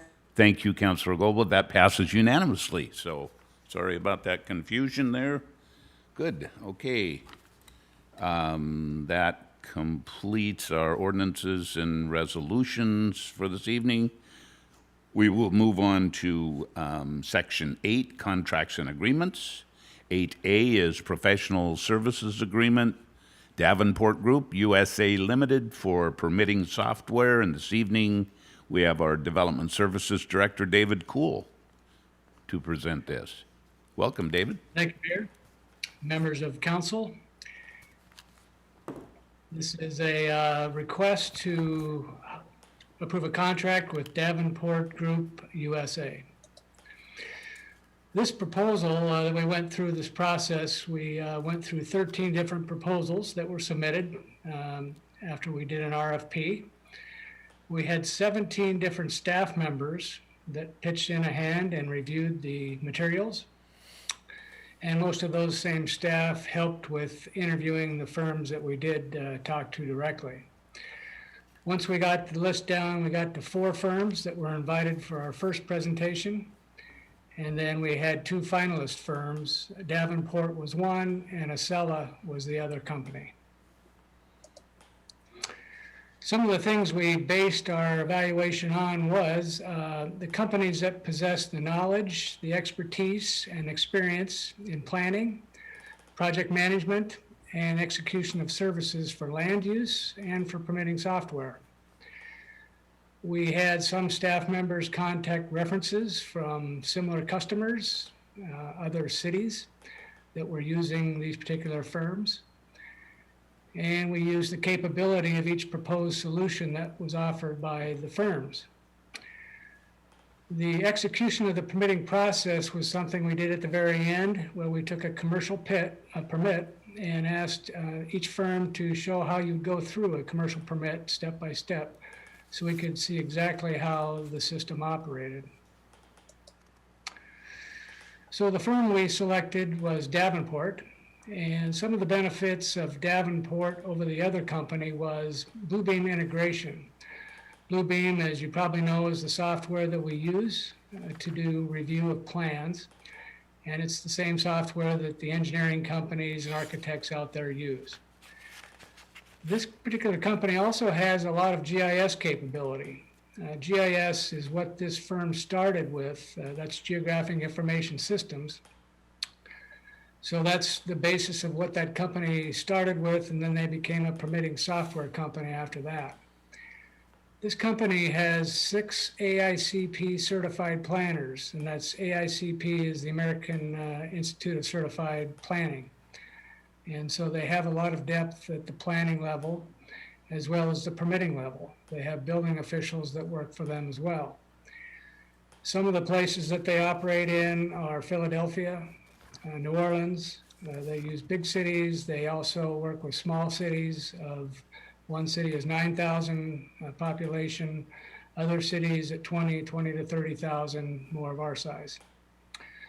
The key benefit of using Davenport is this system that they operate is fully developed and maintained by them. So they haven't gone out and bought another firm to use. They haven't gotten software by someone else. Davenport operates their own software, and they write it and they maintain it. So you always have someone you can go back to do a fix. Now, Ben Davenport, one of the principals, lives in Colorado, and I believe they're going to open up a Seattle office real soon. So we'll be able to get direct service from them quite quickly. Next up in the process, we anticipate a project kickoff meeting with the staff in Davenport, hopefully next week, but certainly no later than 2 weeks. A configuration study would start August 1st. That's where we start figuring out exactly what to do. And then staff would be staff heavy involved for the month of August, maybe part of September, to gather information on our current forms and letters and processes so that Davenport has a base to start with. The go live date would be January 23rd, which is a little later than we'd hoped, but it's pretty close to the first of the year. So this is your recommended motion, and we're available for any questions you might have. Okay, I'll first turn to our clerk to make sure that we've received no public comments. That's correct, Mayor. We received no comments from the public on this item. Thank you. So we'll turn to council. I did see a hand. The hand went away. Oh, there's a hand. Councilor Wiesner. I guess Councilmember Goebel's button pushing is wearing off on me. So thank you for that, Mr. Cool. I've got a few questions for you involving this. Now, you had mentioned that the principal was in the process of opening an office in Seattle. It appears as though we're going to be their first client in Washington State. Is that correct? Yes, that's correct. They've been wanting to get into Washington for a long time. They're an Illinois-based company, and I think they see this as the market they want to be in. And that's fixed in stone that they're making that move. It's not predicated on gaining other accounts. Well, I can't guarantee Commissioner Wiesner what exactly they're going to do, if they'll open up an office or not. But I can tell you that they've cut their price significantly in order to get the business. This is something that they've wanted to do for a long time, and they've been very aggressive with both their contract and with the price. The attorney that reviewed the contract said this is one of the most city-friendly vendor contracts she has seen. So this is quite noticeable in our favor. And then I noticed you know, we've got some ongoing annual costs, like with most computer programs that we operate in. It looks like we're pulling 20 user licenses. Is that kind of the number that we're looking at? Because obviously the more user licenses we pull, the number goes up, and vice versa. If we don't need that many users, the number goes down. Right, good point. 20 users is what we based our proposal on. I think the pricing up to 24 users is the same rate, and anything above 24 users would go a little higher. I sense that they were not that concerned about the number of users that we actually use, so I think that they were more accommodating. It looks like the rate is actually charged by user, and you're correct, the rate goes down when you're 24 users or more, the rate per person, but it's not a fixed fee is the way I'm reading it. We're being charged per user, and we're going to be charged for 20 users based upon the bid they supplied. That's right, that's correct. And is 20 users what we need, I guess, is my deal. I mean, for every user we're not using, I certainly don't want to short this and not have this available to staff who needs it, but I also not looking to pay for 20 user licenses if we've got 16 folks that need to use the program. It's an ongoing annual fee. Right, if we need more users, we'll have to request that of the consultant and do a cost adjustment. I guess my question I'm not being clear enough on, is there any way we can get away with less users? I suppose. I was trying to get commitments from engineering to find out exactly how many they needed. I did get Mr. Goldman to give me a number from finance, and we think we had a pretty good number from administration. We think all of our staff here in the planning and building arena, which are 9 people, will need it. But we'll have users that have a variety of different needs. Some people will be heavy users, some will be very light. So I think 20 will get us where we need to go for now. Okay, and again, my concern is that we don't end up paying for 20 licenses and I find out that it's installed on 16 desktops and only 12 of those people are using it, right? It's, you know, it just adds up. And while we're on that subject, you know, we are going to have this ongoing, just lack of better terms, $30,000 annual fee for this. Is there a place we're going to realize some cost savings that's going to help offset some of that? I mean, that, you know, we've got to, because I'm going to also follow up, obviously, with the customer-related questions, but internal department-wise, are we going to be able to offset some of this somehow? Well, it's a good point. We've talked internally about what we should charge other departments for as a user fee. The fire department, for instance, will have 3 users. Finance has asked for 5. I'm not sure about engineering, but we could share some of those costs out to other departments. And at the same time, we would need to budget in the future in budget for 23, 24, and 25 for this $30,000 figure. So this is all additional expense. We're not, there's no place that we're getting rid of an expense or getting rid of another program or adding some sort of efficiency that's going to offset it. Well, that's a good question. I know that we won't be using the Eden software anymore for permitting, and I don't know what the cost savings would be there. I'm not Yeah, sure. we'd have to look into that and figure that out. Yeah. Okay, and again, you get it, right? We're the finance guys, so we got to ask those questions, right? And obviously, if that means we can reduce 20 users on the Eden software, and if we're paying a per user license agreement, that would be an important step to make, rather than continuing on paying those Eden user licenses with not needing them.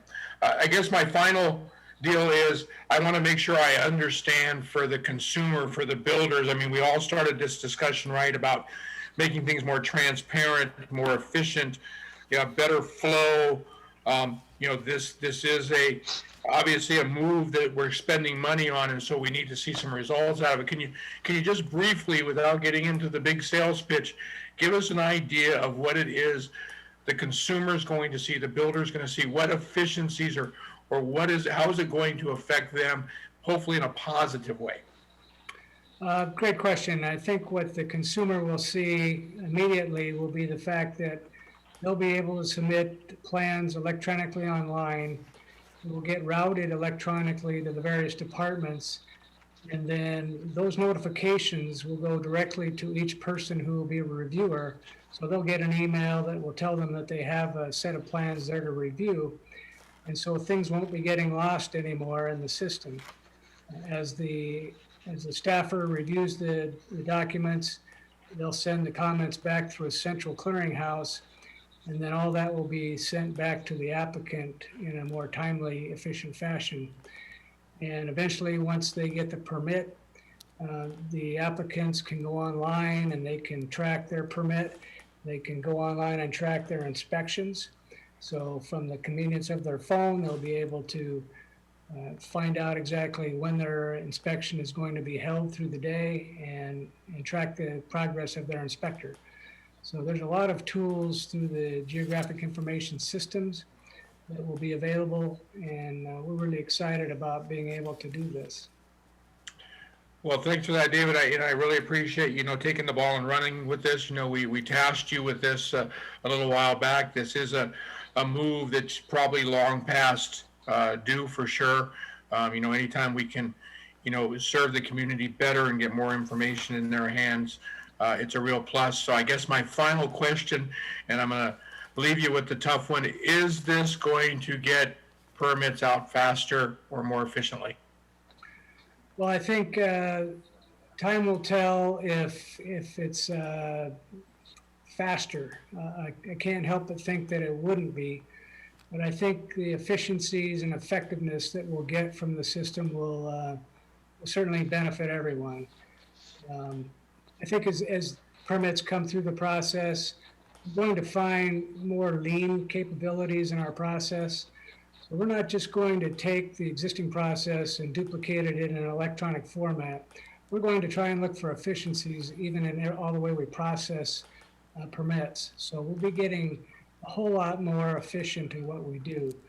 And as we go through the process, we'll find, hey, why are we doing it this way? We don't need to do that anymore. We'll find other things that we'll want to capture that we aren't capturing now. And so I think speed will be probably the biggest thing we get out of it once we go through the process with the vendor. And that, like I say, is going to take about 6 months to put together. All right. Thank you for that, David. Appreciate your efforts. Thank you. Mayor Pro Tem Munz.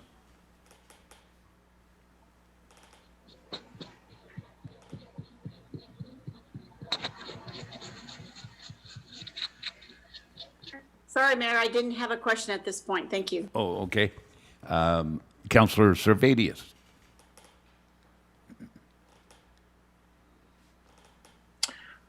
Just wanted to say, Councilmember Wiesner, excellent questions. I concur with all of those. And I know I've said this before, but I'll say it again. Whenever I'm trying to make a decision, there's 3 questions I always ask myself or ask of staff. 1, does it save the city money? 2, does it create efficiencies?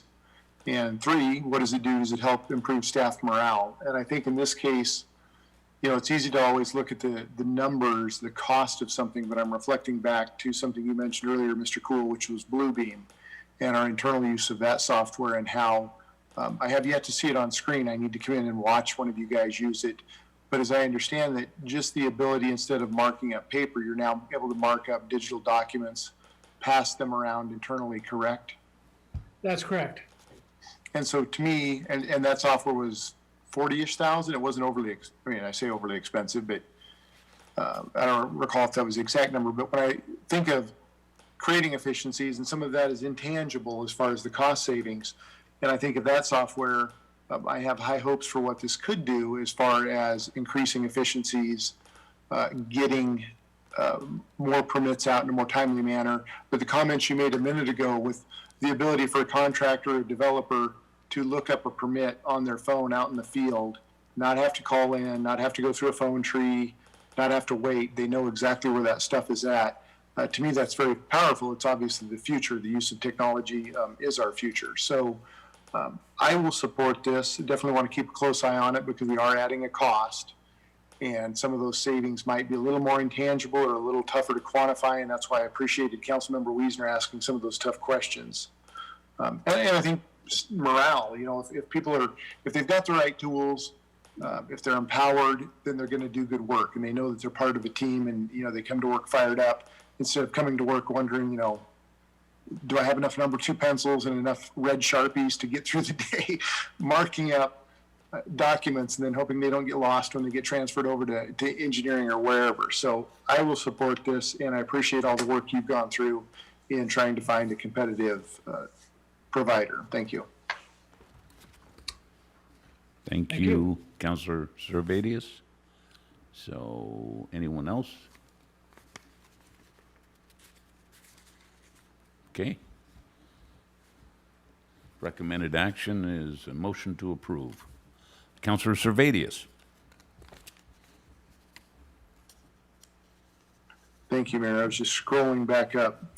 I move to approve the contract between the City of Oak Harbor and Davenport Group USA Limited for permitting software and professional implementation services. Second.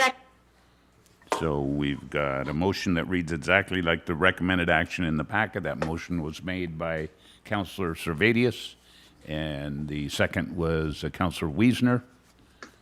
And seeing no other questions, all in favor signify by raising your hand. Councilmember Goebel, I'm voting yes. Okay, that passes unanimously. Thank you. And again, sorry about that, Councilor Goebel, that you have to do that. But okay, we will move on then to our next item, which is item 8B, Professional Services Agreement, BHC Consultants Contract for Building Official Services Amendment 1. And again, we have our Development Services Director, David Cool.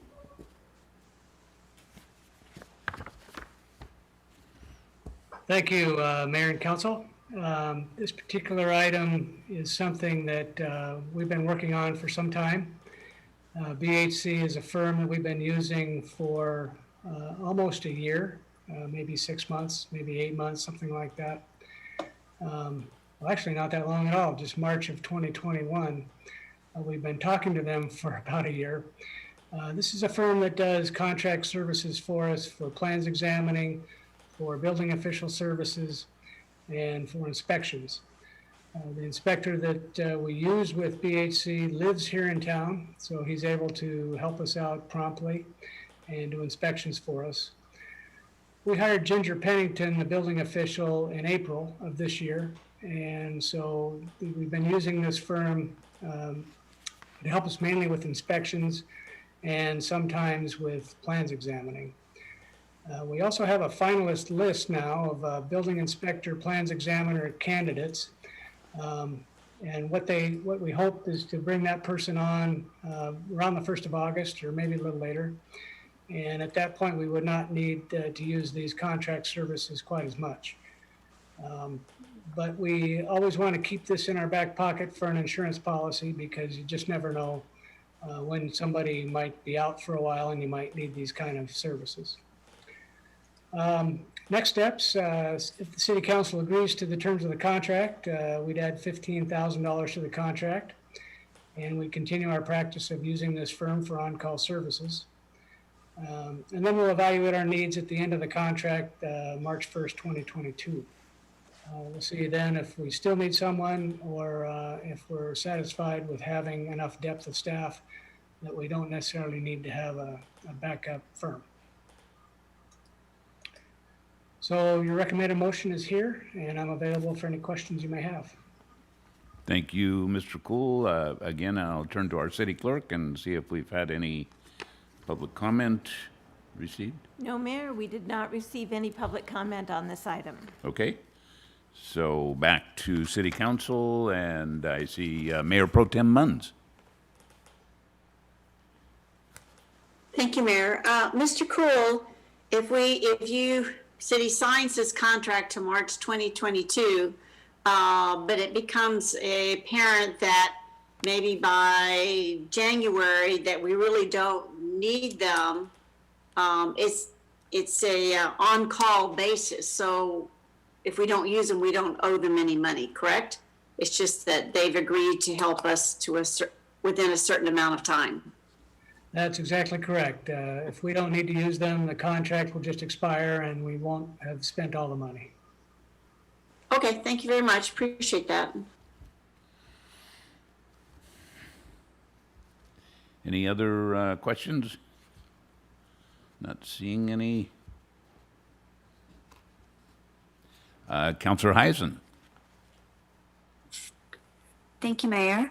I move to approve the contract amendment with BHC for building official services. I'll second it. So we've got a motion and a second that reads pretty much like the recommended action. And that motion was made by Councilor Heisen and seconded by Mayor Pro Tem Munns. All in favor, please signify by raising your hand, unless you're Councilor Goebel. Then you can verbally vote. Councilor Goebel, I vote yes. That passes unanimously. Thank you very much. We will then move to item number 8C now, which is Professional Services Agreement Gateway Controls for Security Cameras and Implementation Authorization. And this evening, we have our Central Services Supervisor, Sandra Place. Sandra, welcome. Thank you, Mayor, City Council members. I'll just start sharing my screen here.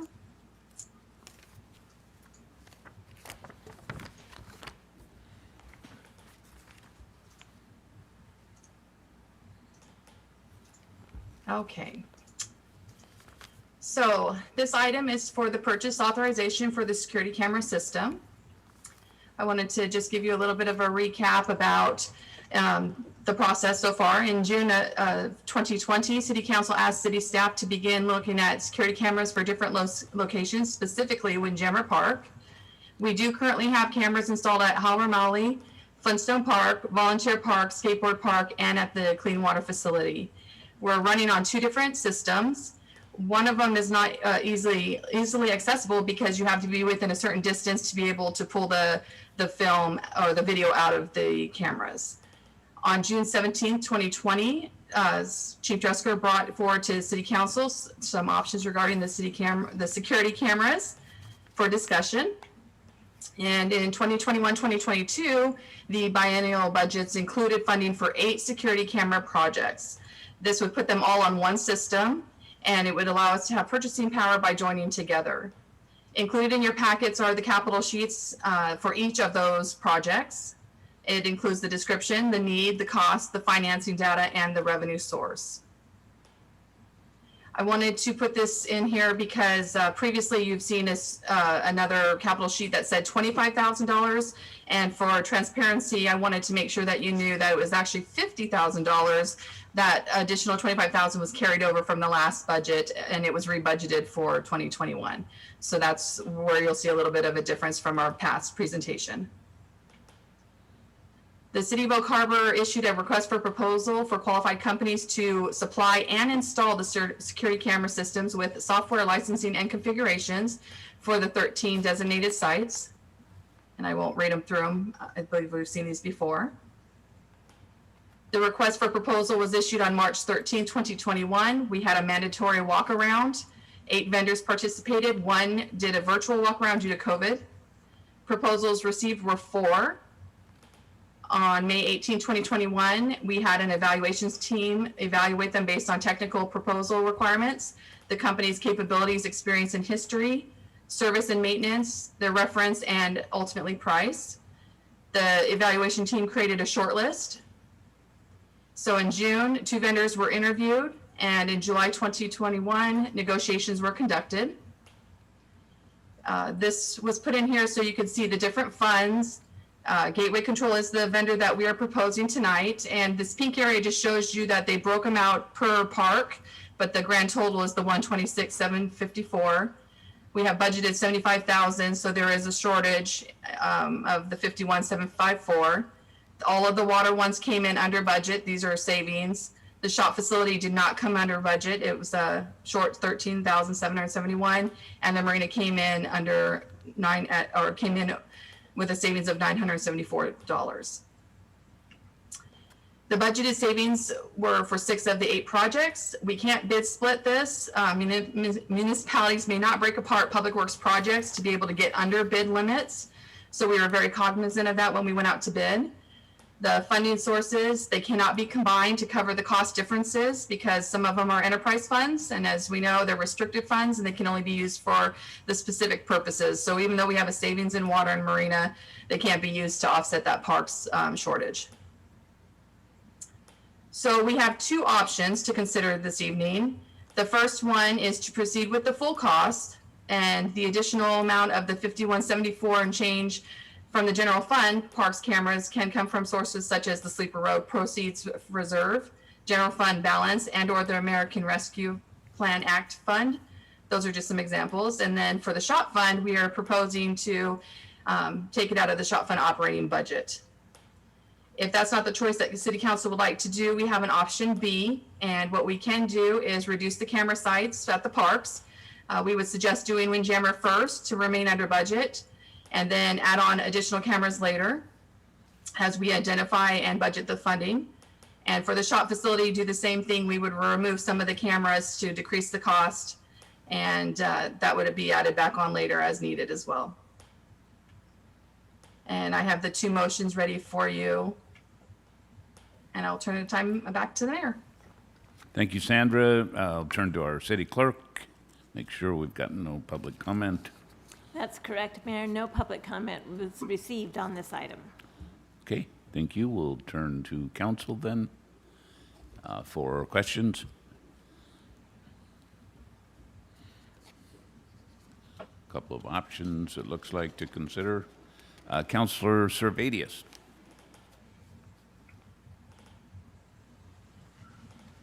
Thank you. First and foremost, I would like to thank and congratulate Councilmember Heisen. Well, this is something I think we've all talked about. I know this is something near and dear to her heart, and that she's asked for at least cameras in the parks. It's been years, and so I know this is always the public process always amazes me.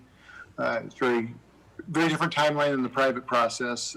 But Tara, I know that you championed this a long time ago, and so I want to give some of that credit to you and thank staff for working on this. I would go with just getting it all done at once, and it sounds like if there was an overage there, it would come from the American Rescue. I would support the American Rescue Plan funds.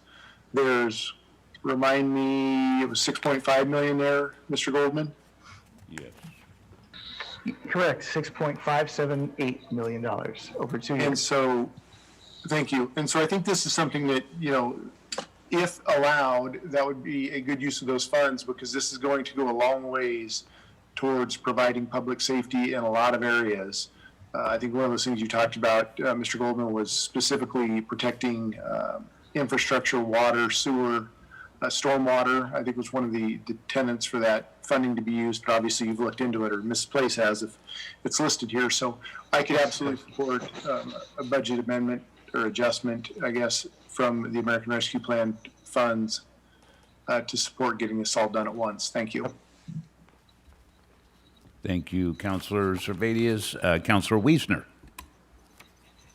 Yeah, I think I would second all that. Thanks, Councilor Heizon, for continuing on this. It's been a really, really, really long road, and I'd hate to miss the opportunity now that we're finally where we're at, and we can bulk buy some of this and get it done.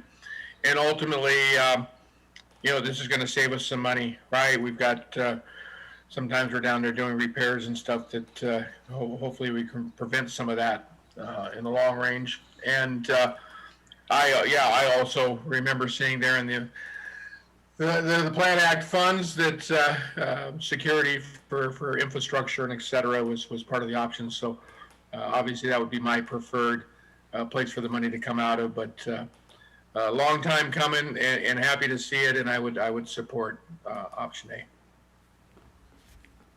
Thank you, Councilor Wiesner. Mayor Pro Tem Munns. Thank you, Mayor. I too want to say thanks, Tara. I mean, you were diligent on this, a little tenacious bulldog. But Chief Dressler, I remember sitting in on the safety meetings. There was a large group and making sure everything was integrated. And Sandra Place, who does a great job about acquiring and helping do the research also. I'm sorry if I missed someone else that helped on this project, but I think we ought to go for it all. Piecemeal, then it gets delayed or something, just do it all at once, have the safety. But I do have one question. There were cameras wired into the waste clean water facility, and will they be able to operate with this, or do you replace those cameras with this type of camera so that they all work together? I don't know if those cameras ever got hooked up either. That's a great question, and it is the same camera system as the clean water. So they use the Avigilon, and we will be using the Avigilon. And we have been told that, yes, you can put them together.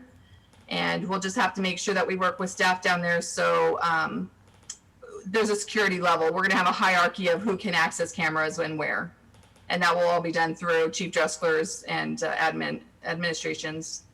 We'll set that hierarchy. So. Okay, and how long does the action video, I'm not sure what you call it, I know the ones at home don't last forever. It's about a week, and then they sort of start to disappear. So how long is the camera storage of the footage, I guess it is, or the filming, Sandra? I don't have the exact numbers, and Chief Dresker can jump in here if you'd like to, but I believe it is up to us to determine how many days we decide to keep it. So it's a lengthy amount because we're actually storing it on their system, not on a SIM card or something. Okay, or not in the cloud. But Chief Dresker would know better than I on that one. Yeah, can you hear me okay, Sandra? Yes. Okay, just to speak to that briefly, it really all depends is the answer. So, we're talking 30 to 90 days probably on retention, and it just depends upon, it'll overwrite the system. We can set up some of those parameters, and it depends upon what kind of data is flowing. So it'll definitely be more than a week. We definitely will have a longer period of retention time, and we'll work with the contractor to get that all figured out, but it will have a good retention. Oh, good. Thank you. I would assume everyone on staff would like that. Thank you very much. Appreciate it.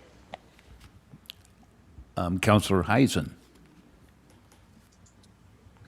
Thank you, Mayor, and thanks, everybody. Yeah, I think 2012 I started asking for cameras, but it does take a while, and it is important not to piecemeal. My original idea was to just, buy individual cameras and stick them up, which would not, looking back on it now, would not have been the most efficient plan. And I'm happy that we're able to find a system that we can use someone else's cloud storage for the footage. And Beth asked my question about whether or not the existing cameras could be integrated. So that is fantastic news. I am, thank you so much to staff. I know that this is one of those things that seems like a relatively simple idea until you try to implement it. And there's a lot of implications, physical, logistical, legal, etc. So thank you so much, Sandra and Chief Dresker and everybody who's put their time into this. I fully support option A to just go full steam ahead and do as much as we can, as soon as we can. Sounds like my peers agree with me on that one. I don't know if you are just looking for guidance tonight or if you need an actual, oh, there we go. I have both options available for you, Councilmember Heisen. You are so good. Okay, great. I think it looks like Millie has her hand up, so we will, I'll let everybody else weigh in. Thank you. I am thrilled. Councilor Goebel. I just had a question about the cameras. I think it's great. I'm totally in support. I walk by myself and run by myself all the time down at City Beach or Windjammer Park, and it's nice to think of the personal safety of people visiting those facilities. I just had a question about the cameras, like with upgrades. Does this plan include the option, like if the software for storing the data that's collected from the cameras, if that upgrades, do we have the funds to purchase those upgraded systems? Or what if these cameras get really outdated really quickly?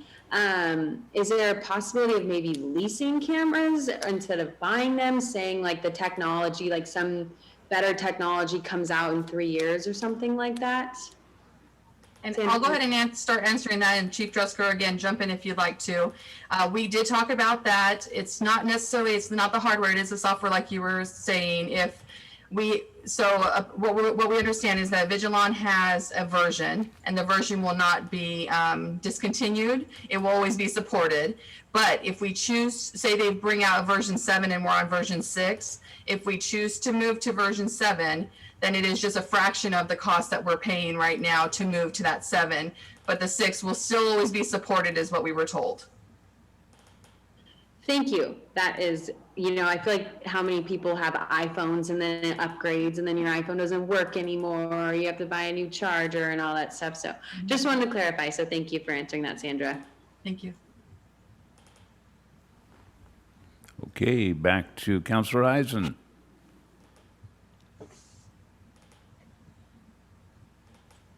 Oh, I'm sorry. I didn't realize I still had my hand up. I was kind of hoping you'd make a motion. Oh, I can do that. While I'm here, I can do that. Let's see. To approve option A. Sorry, I'm just comparing my packet to the additional fund. Do I need to specify about the additional funding of the $13,771, or can I just move to adopt option A? I think you can just move to adopt it as it is stated, but Sandra, I'll let you answer that. We're going to include this in the budget amendment that's coming in August. That's one of the reasons why we held it back for waiting for a decision here. Sure. Okay. Okay, well, I move to approve option A, authorizing staff to contract with Gateway Controls to supply and install a security camera system not to exceed $258,000 using the additional identified funding. Second. Okay, so we've got a motion and a second. The motion reads exactly like the recommended wording here on the screen, and that motion was made by Councilor Heisen, second by Councilor Goebel. Seeing no other questions or hands up, all in favor signify by raising your hand. I vote yes. Councilmember Goebel. Thank you, Councilor Goebel. That passes unanimously. Okay, thank you very much. Thank you. We will then move on to other items for consideration. And that's Section 9 on our agenda, American Rescue Plan Act Subcommittee. And for that, we are back with our Finance Director, David Goldman.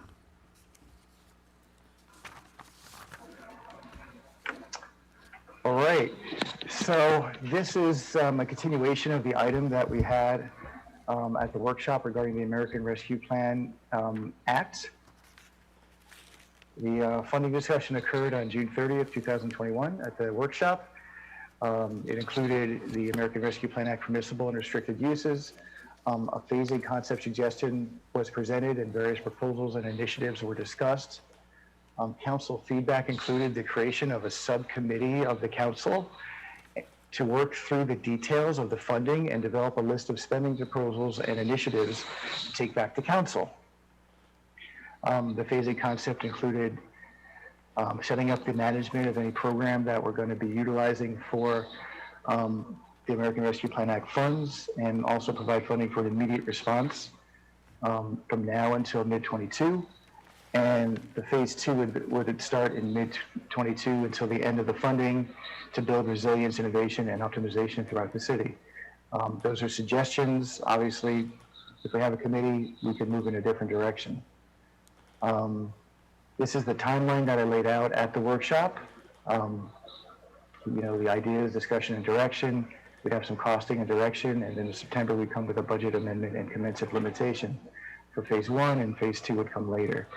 But of course, that's all up to the council.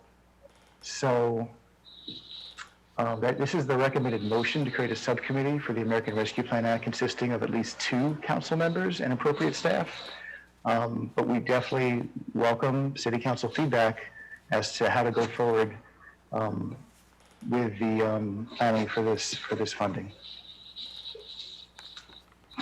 Thank you, Mr. Goldman. Before we turn to council, want to verify that we've got no public comment? That's correct, City Mayor. Clerk, No and- public comment on this item. I know you're getting tired of that. Thank you for your patience. We will then move back to council. Any discussion, questions, input, motions?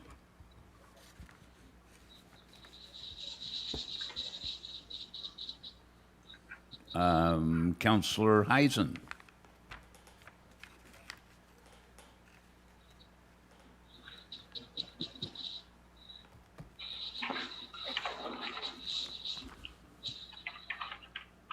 That may have been left over. Councilor Heisen? All right, I'm sorry. that's all right. I forgot to unmute. Just to clarify, tonight, what you're requesting is that we just create a subcommittee into existence. We're not looking at the actual makeup of said subcommittee or any of those details. All we're doing tonight is just saying, yes, we want a committee. Well, we were hoping to get direction as to who the council would want on that committee. So, but it's up to the council, however you want to proceed. It's totally open.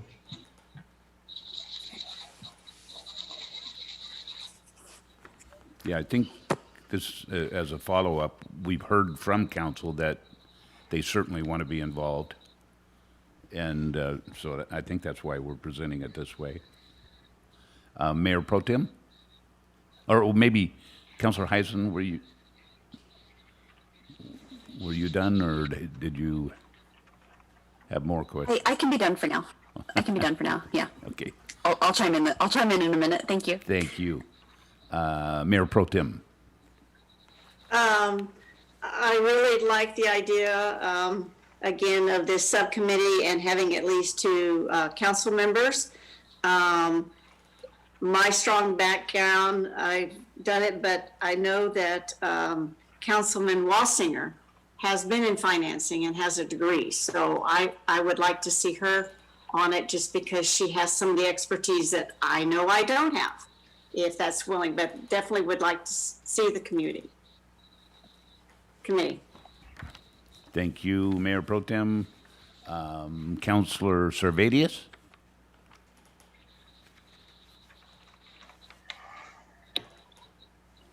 So I would second that nomination. I was curious, Mayor, you mentioned that some council members had expressed an interest. Obviously, I'd like to see those folks get placed on there. If there's someone that has, a strong interest, let's hear who they are and nominate them. I was about to nominate Councilmember Wiesner. Okay.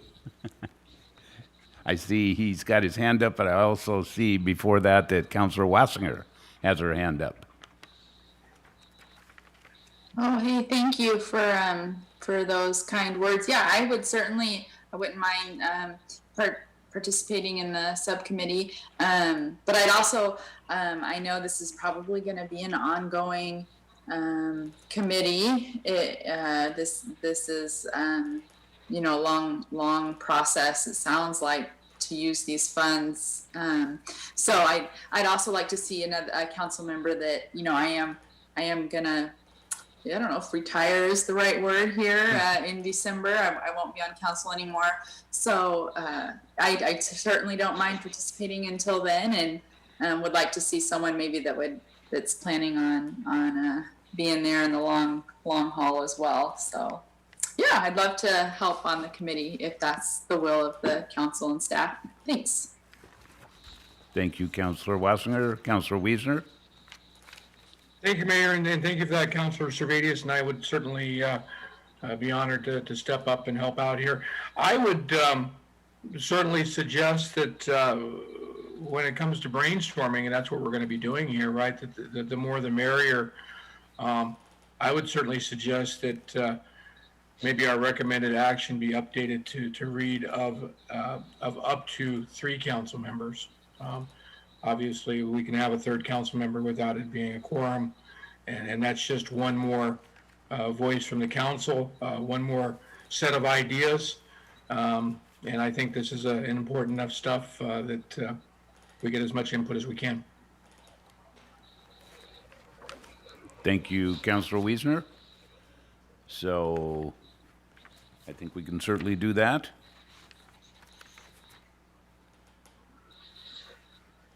So we've got 2 who have suggested they would, and if a third wants to step up, please let us know. I heard 3. Maybe I heard wrong.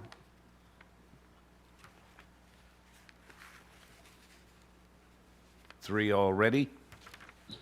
I thought it was Mayor Pro Tem, Councilmember Wiesner, and Councilmember Wassinger, but maybe I heard wrong. Is that it? Mr. Goldman, I was just suggesting Erica, but if there's no one else with the time, I would be happy to serve, but I don't want to, Mr. Mack is a businessman and he's got expertise too, and Tara has also worked in business, so if someone else has the time, I just assume share it with him. So, but if, I think a 3-member would be good, so wanting to hear from the other members of council. So I see Councilor Heisen has her hand up. Thank you, Mayor. I would be happy to participate. I think, I didn't love the idea of maybe 3 council members on there, but I do think Erica would be a really fantastic addition to the group. And then if there were 3 counselors, then when she retires in December, she could drop off, and then 2 council members could stay on the group, and that way somebody wouldn't be coming in the middle of the process and have to pick, kind of pick up in the middle. So if we want to start with 3, I would be delighted to participate. Thank you. Great, thank you. So I think that concludes. Did you have any more than David on this topic for now? Okay. Yeah. Thank you, Council. Well, I'm going to move on to item number 10A then, at this point, which is the 2021 mid-year financial review. So you're right back on. Do we have to make a motion and do votes or anything, or? Oh, did we need a motion? I don't know. It'd be a question for Grant, I guess. I don't think a formal motion is required. It appears to me as though you have a consensus. So I think you've done what you needed to do to fill your committee. All right. Thank you, Grant. Okay. With that, then we will, did I hear that right? We'll move on. 10A, 2021 mid-year financial review. David Goldman. All righty. Let's get this going. Share the screen. All right. So the 2021 mid-year financial review. So during the 21-22 biennial budget process back in November, December, COLA costs were presented to the City Council. The City Council indicated that before decisions made on cost of living increases, they would like to evaluate the city's financial performance. Now, as I mentioned, I think at the last, not the workshop, at the last meeting, this update came up, and I looked at the Seattle CPI figures, and I mentioned at the report that the next ones would be coming out on July 13th, which is today. And the year-over-year increase in the Seattle area is 5.5%. And I haven't seen a number that high with the CPI in a long time. The analysts said it was influenced heavily by higher prices for motor vehicles and food. And also energy, like fuel costs were involved in that too. So the COLA cost estimates, this includes the variable benefits that change with salary, like Social Security and Medicare and pension costs. This is how much it would cost in the first year. This is the cost in the second year, which of course includes the cost for the first year, because that is added to base. And I have a chart later on to kind of better visualize that. And this would be the cost over 2 years for a COLA at these different rates. The financial results for 2020 are for the governmental operating funds. For all governmental funds, which includes the general fund, and as you can see, the general fund is about 85% of all governmental funds. It really makes up the bulk of it. Revenues came in at $18.8 million. The expenditures came in at $19.2 million for a use of fund balance of $347,000. However, all governmental funds were budgeted to use $1.5 million of fund balance. So since this came in at only a use of 347, the difference is to the good by $1.2 million. And looking at the general fund specifically, the revenues came in over expenditures by $250,000. The budget was adopted for 20 to utilize $1.25 million. So the difference between negative $1.25 and $250,000 is $1.5 million to the good. For the enterprise operating funds, for all enterprise funds, the use of fund balance was $800,000. The budgeted amount was $1.6 million. So that was actually a positive difference of $800,000. Specifically for the water funds, the result was revenues over expenditures of 1.2. Budgeted was only to add $665,000, so that was a positive result of $560,000.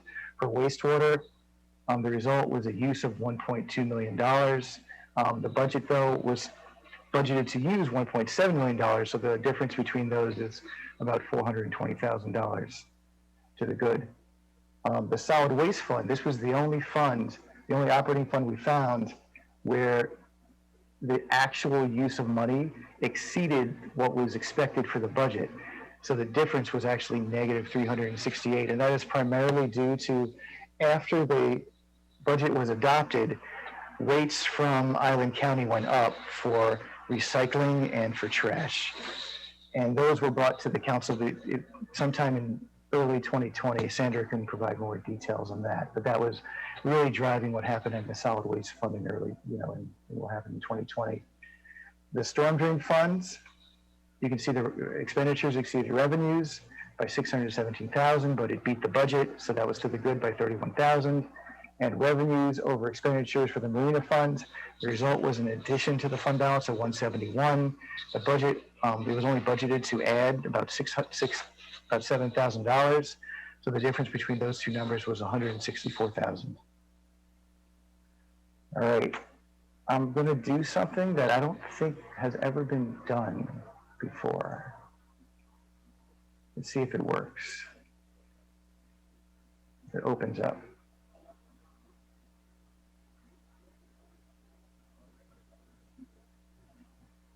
Okay, so I built this chart to show you how we're doing so far this year in 2021. And when I built it, I had data through period 5 for 2021. That's why I'm showing through period 5, which is, I can't really call it May because some revenues are delayed by a month or delayed by 2 months and so on. So this, and I wanted to compare the same periods year over year so you can see kind of where we stand in 21 compared to other years, the past 3 years. And I have a total of these revenues, and these are the kind of consistent revenues we get every year. I didn't include grants that we get, like one-off grants that we get, and might spike the numbers because they're not really consistent operating funds. So I have a total of all these different revenue sources throughout the budget. You can see the trend is up. In 2020, you can see there's a dip, but after after businesses started to open up and the economy started recovering in the latter half of 2020, or actually at the end of 2020, you can see that things started picking up pretty dramatically, where you can see from 19 to 20, there was a negative 2% to our revenues, but by 21, the increase was 7.7 over 20, for an average of 3.1% over these years. And you can see that if I pick another revenue such as sales tax, everything that I'm going to show you is a subset of that total that I just showed. So if I pick sales tax, the chart changes, and you can see how specifically sales tax changed year over year over year. This went down in 19 compared to 18 because we were getting sales tax from the clean water facility. And then you can see in 20, we had COVID, which did impact sales taxes. But you can see that in 21, it did come roaring back. I mean, it increased 28% over the 20 numbers for an average change of 5%. You can look at, for example, interest earnings. Interest really just took a dive. I mean, in the latter half of 20, everybody around the world was trying to find fixed income that would actually produce decent earnings, and it just wasn't there. I mean, the state's local government investment pool is currently providing like a really, it's less than 0.1% return, and it's been that way for a few months now, and it's really dropped off. And you can see by this chart that we've really seen an impact from that. Lodging tax, you can see that lodging tax there's a 4% difference here in these 2 years, but you can see that it took a dive in 20, but it came back by 21, and this is for the first 5 months, it came back by 21. I mean, I could go, property tax it's pretty stable as we add new construction, it kind of goes up by the 1% plus new construction, it's a trend about 4.6 a year. I could look at marina. Marina, you could see, goes up pretty consistently, as more people use it and, as rates are adjusted. But overall, for 21 so far, it seems like we've recovered pretty much with our revenues. We're doing a lot better than we were. So let's go back to the presentation. Where is that? This one. All right. So here is the COLA cost chart again, and I have another dynamic spreadsheet for that. See how long it takes to load up.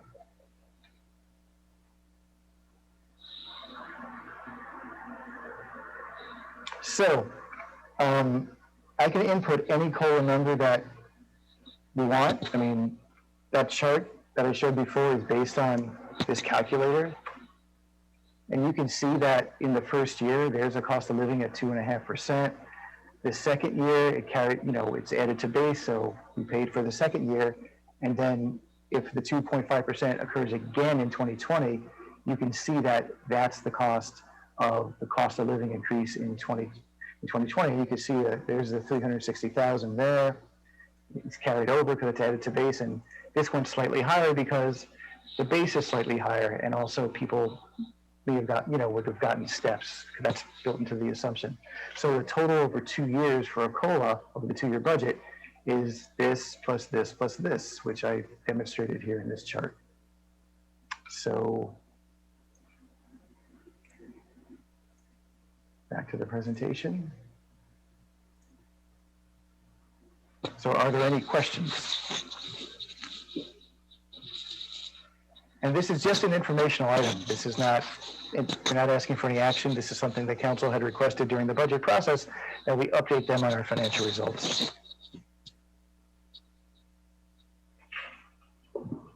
Oops, Councilor Servadius.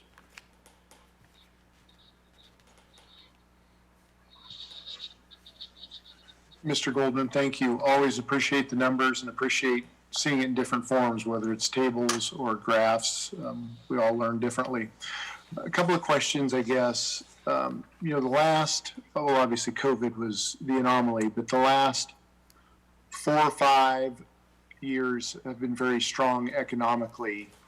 The thing, I hate to be the realist in the room, but whenever I consider these significant ongoing expenses, I reflect back to Initiative 747, which I think most of us are familiar with. That was the initiative passed in 2000 by Tim Eyman that limited municipalities from levying more than 1% a year as far as property tax increases. And so when I see, what was the number you had for the Seattle CPI? It was 5.7? 5.5%, June to June. 5.5. So if we try and chase something like that, obviously that makes no sense because our revenues, could you bring up, I guess, one of your that first bar chart? Sure, I got to get to that thing. So You had about a 3-point something annual average. It might take about 10 seconds. Let's see. No problem. Or I think maybe it's in our packet here too. Yeah, I put it as the backup, but this is a dynamic chart, so we can kind of, yeah. So, when we look at 2018 to 2021, average annual, I think there you're showing is 3.31, which is a good trend. I mean, that's a good thing. I'd be curious to see what this looks like over 10 or 15 or especially 20 years, because the decision we're not necessarily making tonight, but the decision we're being asked to make is kind of a forever decision, right? We will, people will retire, people will come on at maybe a lower step, but all in all, as our workforce matriculates, our payroll stays, fairly consistent. And so anytime we approve COLAs, step increases, et cetera, that is a compounding cost. And so, while we want to be commensurate with other communities and let our employees know how much we appreciate them, I just want to be very wary when we look at numbers and we think, well, actual versus budgeted. The actuals, we didn't use quite as much money as we thought we were going to use, but if we still used beginning fund balance, that is a trend as well. And so I guess I may end up calling you. I want to spend some time on this to look at, Sure. Did we not just use, to say we didn't use as much as we budgeted we were going to use, I won't use the term lose, but use, to me, that's a trend that we need to be aware of. And when we look at the last, 3-ish years here that are very strong economically as a country, with the exception of the COVID, 12 to 18 months, however we want to classify that, or I guess we're not 18 months into it, but call it 16-ish. We've kind of bounced back to a norm, but I'd be curious to see what that is over a little longer term as well when we get ready to. I think you're asking for an eventual recommendation as to where we go with that. So just my thoughts on that is keeping that in mind, the effects that we've been paying for now for 20-some years of Initiative 747 and how that relates to any city's municipal revenue. Thank you. Councilor Heisen. Thank you, Mayor. And thank you, David. That dynamic spreadsheet is brilliant. It's great to be able to see that in real time. And thank you for bringing this information to us. I was just thinking about this the other day. Absolutely, yeah.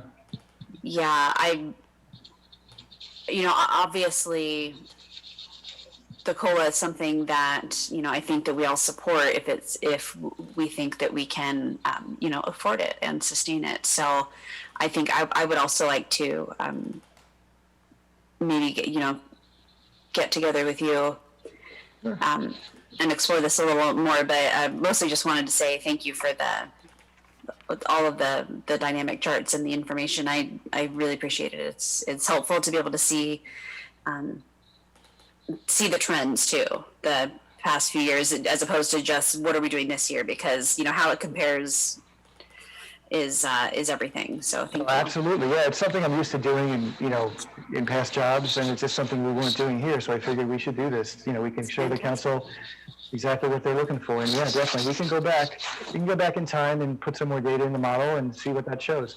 We got to see how far back in time we can go depending on how much data is available, but yeah, we'll definitely go back.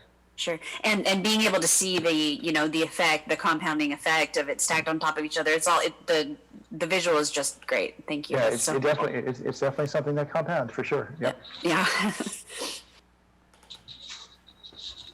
Okay, well, thank you very much, David. That was a very good presentation, and I'm happy to see those numbers are better than what we anticipated.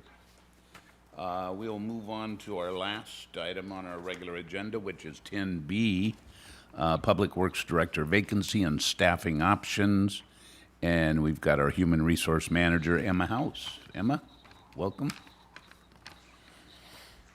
Good evening, Mayor. Good evening, Council. Thank you for your time. I will go ahead and share my screen with you.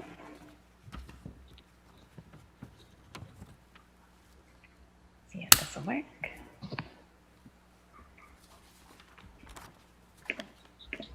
Okay, so it's probably not as big as it could be. Let's see if we can make that bigger for you here. Oh.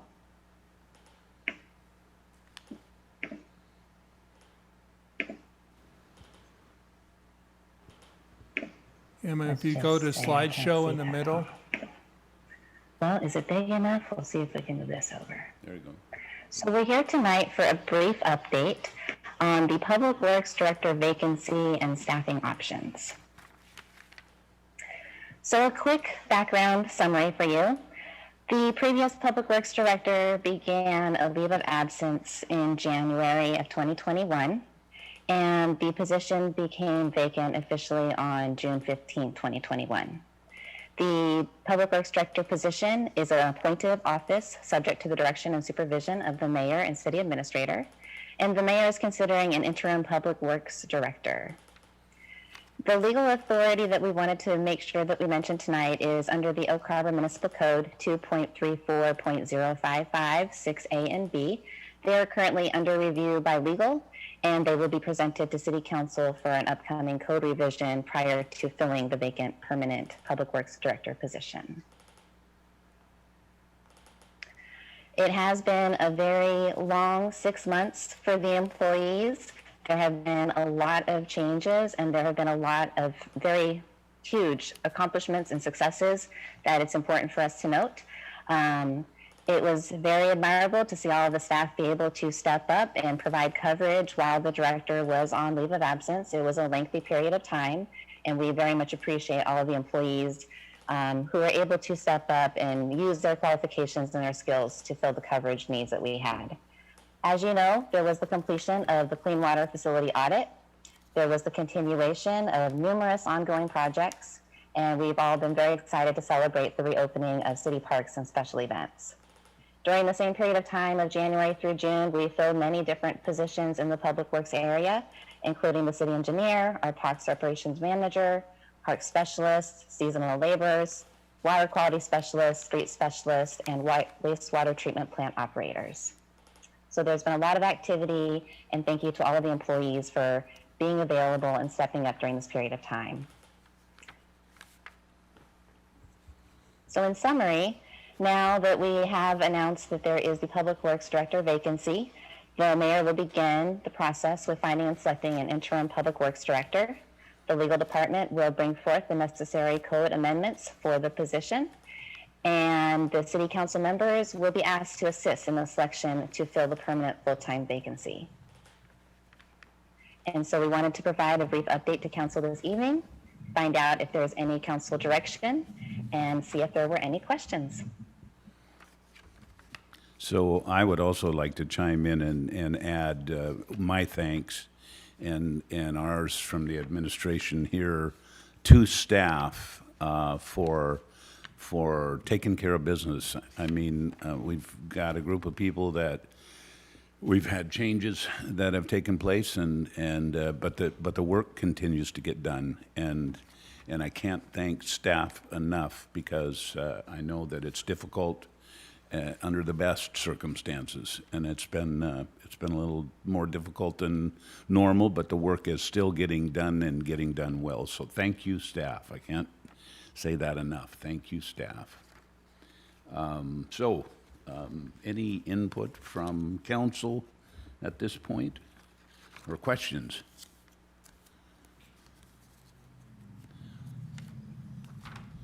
Councilor Heisen. Thank you, Mayor. I just want to echo your sentiments and Emma's. There have been multiple times over the last 6 months or so when we've gotten updates about what's going on at Public Works and the staff and the projects, and I just think, how are they doing this? It amazes me every time, and I don't think I've ever actually articulated that. So I wanted to say that out loud. It has been really impressive to see. It's a real testament to staff and how autonomous they are and how well trained they are. The fact that they're able to keep things moving along as well as they have. And so, I think that when we get some leadership back in place at Public Works, then things should only improve. So I am so impressed. Thank you, everybody. Thank you, Councilor Heisen. Mayor Pro Tem Munz. Thank you, Mayor. Just thinking about through the years in interviewing people, I haven't quite understood why you've involved council, Emma, but one person is on the first interview, you pick a different council member, do the second one and a third one. Why one person isn't there to kind of evaluate through the whole process? Because as you know, sometimes they're more jittery or something on the first interview, but they might make it to the second one, and you can kind of see the transition if you're just the onlooker, but you've obviously chosen a different way to do it. So that's one question. And we used to always have either someone from the community who knows the job or knows a lot about it to participate in on it, because sometimes we don't have the skills, including, anybody on staff, unless you've done the job, to catch them to see if they're blowing smoke or not. Somebody can talk a good game, but reality is they're not very practical. And so Public Works is hands-on. There's engineering and there's streets and there's the clean water and there's storm sewers and all kinds of things that you want to be sure, and someone can, read up and you can be tricked. And so I'm just saying there's a benefit to the old system where you had someone from the community who really knew the job, and whichever council members, at the end, you had the meet and greet, and that was good because it involved so many more people. But I guess it just seems to make more sense to have the consistency of the panel so they can see the different stages between the different interviews, between the first set overall, and then it gets slimmed down, and then it gets slimmed down again. So those are my questions, and I don't know if you can answer them tonight, but I think there's some validity in having someone to be able to see a person through different phases, and having someone who has done the work, or maybe someone from Burlington that is the director of Public Works or something, to be able to see, yeah, you're right, they do know this, but they don't seem to be very good in this, and we may not catch that up, other staff members. Anyway, thank you. Thank you, Mayor Pro Tem. We will certainly take that under advisement regarding the, somebody from the community or somebody from another city and we have done that on occasion.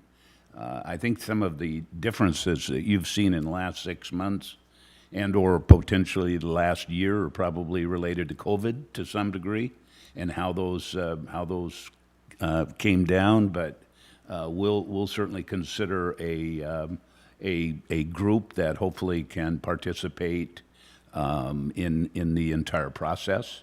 I'll sure consider that for this position. Thank you, Mayor. And I would be remiss not to say is our staff in general for the city of Oak Harbor is a can-do staff.